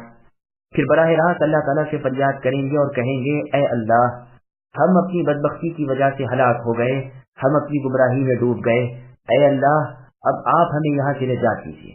اگر اب بھی ہم یہی برے کام کریں تو جو چاہیں سزا کرنا۔ اس کا جواب انہیں دنیا کی دگنی عمر تک نہ دیا جائے گا۔ پھر فرمایا جائے گا کہ رحمت سے دور ہو کر ذلیل و خوار ہو کر اسی دوزخ میں پڑے رہو اور مجھ سے کلام نہ کرو۔ اب یہ محض مایوس ہو جائیں گے اور گدھوں کی طرح چلاتے اور شور مچاتے جلتے بھلستے رہیں گے۔ اس وقت ان کے چہرے بدل جائیں گے، صورتیں مسخ ہو جائیں گی، یہاں تک کہ بعض مؤمن شفاعت کی اجازت لے کر آئیں گے لیکن یہاں کسی کو نہیں پہچانیں گے۔ جہنمی انہیں دیکھ کر کہیں گے کہ میں فلاں ہوں، لیکن یہ جواب دیں گے کہ غلط ہے، ہم تمہیں نہیں پہچانتے۔ اب دوزخی لوگ اللہ کو پکاریں گے اور وہ جواب پائیں گے جو اوپر مذکور ہوا۔ پھر دوزخ کے دروازے بند کر دیے جائیں گے اور یہ وہیں سڑتے رہیں گے۔ انہیں شرمندہ اور پشیمان کرنے کے لیے ان کا ایک زبردست گناہ پیش کیا جائے گا کہ وہ اللہ کے پیارے بندوں کا مذاق اڑاتے تھے اور ان کی دعاؤں پر دل لگی کرتے تھے۔ وہ مؤمن اپنے رب سے بخشش اور رحمت طلب کرتے تھے، اسے ارحم الراحمین کہہ کر پکارتے تھے، لیکن یہ اسے ہنسی میں اڑاتے تھے اور ان کے بغض میں ذکر رب چھوڑ بیٹھے تھے اور ان کی عبادتوں اور دعاؤں پر ہنستے تھے، جیسے اللہ تعالیٰ نے سورہ مطففین کی آیت نمبر 29 میں فرمایا، ان الذین اجرموا كانوا من الذین آمنوا يضحكون الآیات، یعنی گنہگار ایمانداروں سے ہنستے تھے دنیا میں اور انہیں مذاق میں اڑاتے تھے۔ اب بروز قیامت ان سے اللہ تعالیٰ فرمائیں گے کہ میں نے اپنے ایماندار صبر گزار بندوں کو بدلہ دے دیا ہے، وہ سعادت، سلامت، نجات و فلاح پا چکے ہیں اور پورے کامیاب ہو چکے ہیں۔ قال كم لبثتم في الأرض عدد سنين قالوا لبثنا يوما أو بعض يوم فاسأل العادين قال إن لبثتم إلا قليلا لو أنكم كنتم تعلمون أفحسبتم أنما خلقناكم عبثا وأنكم إلينا لا ترجعون فتعالى الله الملك الحق لا إله إلا هو رب العرش الكريم۔ اللہ تعالیٰ کافروں سے دریافت فرمائیں گے کہ تم زمین میں باعتبار برسوں کی گنتی کے کس قدر رہے؟ وہ کہیں گے ایک دن یا ایک دن سے بھی کم گنتی، گننے والوں سے بھی پوچھ لیجئے۔ اللہ تعالیٰ فرمائیں گے فی الواقع تم وہاں بہت ہی کم رہے ہو، اے کاش تم اسے پہلے ہی جان لیتے۔ کیا تم یہ گمان کیے ہوئے ہو کہ ہم نے تمہیں یوں ہی بیکار پیدا کیا ہے اور یہ کہ تم ہماری طرف لوٹائے ہی نہ جاؤ گے؟ اللہ تعالیٰ سچے بادشاہ ہیں، وہ بڑی بلندی والے ہیں، اللہ کے سوا کوئی معبود برحق نہیں، وہی بزرگ عرش کے مالک ہیں۔ سامعین، ولایتوں کی تفسیر سماعت کیجیے۔ انسان بیکار نہیں بنایا گیا۔ بیان ہو رہا ہے کہ دنیا کی تھوڑی سی عمر میں یہ بدکاریوں میں مشغول ہو گئے، اگر نیکوکار رہتے تو اللہ کے نیک بندوں کے ساتھ اپنی ان نیکیوں کا بڑا اجر پاتے۔ آج ان سے سوال ہوگا کہ تم دنیا میں کس قدر رہے؟ جواب دیں گے کہ بہت ہی کم، ایک دن یا اس سے بھی کم۔ حساب دان لوگوں سے دریافت کر لیا جائے، جواب ملے گا کہ اتنی مدت ہو یا زیادہ، لیکن واقعی میں وہ آخرت کی مدت کے مقابلے میں بہت ہی کم ہے۔ اگر تم اسی کو جانتے ہوتے تو اس فانی دنیا کو اس ہمیشگی والی جنت پر ترجیح نہ دیتے اور برائی کر کے اس تھوڑی سی مدت میں اس قدر اللہ کو ناراض نہ کر دیتے۔ وہ ذرا سا وقت اگر صبر و سہار کے اطاعت الہی میں دنیا کی زندگی میں بسر کر دیتے تو آج راج تھا، خوشی ہی خوشی تھی۔ رسول اللہ صلی اللہ علیہ وسلم فرماتے ہیں جب جنتی اور دوزخی اپنی اپنی جگہ پہنچ جائیں گے تو اللہ تعالیٰ مؤمنوں سے پوچھیں گے کہ تم دنیا میں کتنی مدت رہے؟ وہ کہیں گے یہی کوئی 1-8 دن۔ اللہ تعالیٰ فرمائیں گے پھر تو تم بہت ہی اچھے رہے کہ اتنی سی دیر کی نیکیوں کا یہ بدلہ پایا کہ میری رحمت، رضامندی اور جنت حاصل کر لی جہاں ہمیشگی ہے۔ پھر جہنمیوں سے یہی سوال ہوگا، وہ بھی اتنی ہی مدت بتلائیں گے تو اللہ تعالیٰ فرمائیں گے تمہاری تجارت بڑی گھاٹے والی ہوئی کہ اتنی سی مدت میں تم نے میری ناراضی، غصہ اور جہنم خرید لیا جہاں تم ہمیشہ پڑے رہو گے۔ کیا تم لوگ یہ سمجھے ہوئے ہو کہ تم بیکار، بے قصد و ارادہ پیدا کیے گئے ہو؟ کوئی حکمت تمہاری پیدائش میں نہیں، محض کھیل کے طور پر تمہیں پیدا کر دیا گیا ہے کہ مثل جانوروں کے تم اچھلتے کودتے پھرو، ثواب و عذاب کے مستحق نہ ہو۔ یہ گمان غلط ہے۔ تم عبادت کے لیے، اللہ تعالیٰ کے حکموں کی بجاوری کے لیے پیدا کیے گئے ہو۔ کیا تم یہ خیال کر کے بے پرواہ ہو گئے ہو کہ تمہیں ہماری طرف لوٹنا ہی نہیں؟ یہ بھی غلط خیال ہے، جیسا کہ اللہ تعالیٰ نے سورہ قیامہ کی آیت نمبر 36 میں فرمایا، اَيَحْسَبُ الْإِنسَانُ أَن يُتْرَكَ سُدًى، کیا لوگ یہ گمان کرتے ہیں کہ وہ محمل یعنی یوں ہی بیکار میں چھوڑ دیے جائیں گے؟ اللہ کی ذات اس سے بلند و برتر ہے کہ وہ کوئی عبث بیکار کام کرے، بیکار بنائے بگاڑے۔ وہ سچے بادشاہ ہیں، وہ اس سے پاک ہیں اور اللہ کے سوا کوئی معبود برحق نہیں۔ وہ عرش عظیم کے مالک ہیں جو تمام مخلوق کو مثل چھت کے چھایا ہوا ہے۔ وہ بہت بھلا اور بہت عمدہ ہے، خوش شکل اور نیک منظر ہے، جیسے اللہ تعالیٰ نے سورہ لقمان کی آیت نمبر 10 میں فرمایا، جس کا ترجمہ ہے، زمین میں ہم نے ہر بھلی جوڑ کو پیدا کر دیا ہے۔ خلیفۃ المسلمین امیر المؤمنین عمر بن عبد العزیز رحمہ اللہ نے اپنے آخری خطبے میں اللہ تعالیٰ کی حمد و ثنا کے بعد فرمایا کہ لوگوں تم بیکار اور عبث پیدا نہیں کیے گئے اور تم محمل چھوڑ نہیں دیے گئے۔ یاد رکھو وعدے کا ایک دن ہے جس میں خود اللہ تعالیٰ فیصلے کرنے اور حکم فرمانے کے لیے نازل ہوں گے۔ وہ نقصان میں پڑا، اس نے خسارہ اٹھایا، وہ بے نصیب اور بدبخت ہو گیا، وہ محروم اور خالی ہاتھ رہا جو اللہ کی رحمت سے دور ہو گیا اور جنت سے روک دیا گیا جس کی چوڑائی مثل کل زمینوں اور آسمانوں کے ہے۔ کیا تمہیں معلوم نہیں کہ کل قیامت کے دن وہ شخص عذاب رب سے بچ جائے گا جس کے دل میں اس دن کا خوف آج ہے اور جو اس فانی دنیا کو اس باقی آخرت پر قربان کر رہا ہے، اس تھوڑے کو اس بہت کے حاصل کرنے کے لیے بے تکان خرچ کر رہا ہے اور اپنی اس خوف کو امن سے بدلنے کے لیے اسباب مہیا کر رہا ہے۔ کیا تم نہیں دیکھتے کہ تم سے اگلے ہلاک ہوئے جن کے قائم مقام اب تم ہو، اسی طرح تم بھی مٹا دیے جاؤ گے اور تمہارے بدلے آئندہ آنے والے آئیں گے، یہاں تک کہ ایک وقت آئے گا کہ ساری دنیا سمٹ کر اس خیر الوارثین کے دربار میں حاضری دے گی۔ لوگوں خیال تو کرو کہ تم دن رات اپنی موت سے قریب ہو رہے ہو اور اپنے قدموں اپنی قبر کی طرف جا رہے ہو۔ تمہارے پھل پک رہے ہیں، تمہاری امیدیں ختم ہو رہی ہیں، تمہاری عمریں پوری ہو رہی ہیں، تمہارے اجل نزدیک آ گئی ہے۔ تم زمین کے گھڑوں میں دفن کر دیے جاؤ گے جہاں نہ کوئی بستر ہوگا نہ تکیہ، دوست احباب چھوٹ جائیں گے، حساب کتاب شروع ہو جائے گا، اعمال سامنے آ جائیں گے۔ جو چھوڑ آئے ہو دنیا کی زندگی میں وہ دوسروں کا ہو جائے گا، جو آگے آخرت کے لیے بھیج چکے اسے سامنے پاؤ گے۔ نیکیوں کے محتاج ہوگے، بدیوں کی سزائیں بھگتو گے۔ اے اللہ کے بندو، اللہ سے ڈرو، اس کی باتیں سامنے آ جائیں، اس سے پہلے موت تم کو اچک لے جائے، اس سے پہلے جواب دہی کے لیے تیار ہو جاؤ۔ اتنا کہا تھا جو رونے کے غلبے نے آواز بلند کر دی، منہ پر چادر کا کونا ڈال کر رونے لگے اور حاضرین کی بھی آہوازداری شروع ہو گئی۔ ومن يدع مع الله إلها آخر لا برهان له به فإنما حسابه عند ربه إنه لا يفلح الكافرون وقل رب اغفر وارحم وأنت خير الراحمين۔ اور جو شخص اللہ کے ساتھ کسی دوسرے معبود کو پکارے جس کی کوئی دلیل اس کے پاس نہیں، بس اس کا حساب تو اس کے رب کے اوپر ہی ہے، بے شک کافر لوگ نجات سے محروم ہیں۔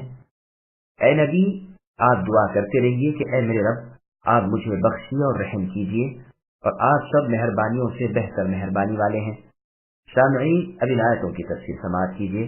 مصیبت میں کام آنے والا کون؟ مشرکوں کو اللہ واحد ڈرا رہے ہیں اور بیان فرما رہے ہیں کہ ان کے پاس ان کے شرک کی کوئی دلیل نہیں۔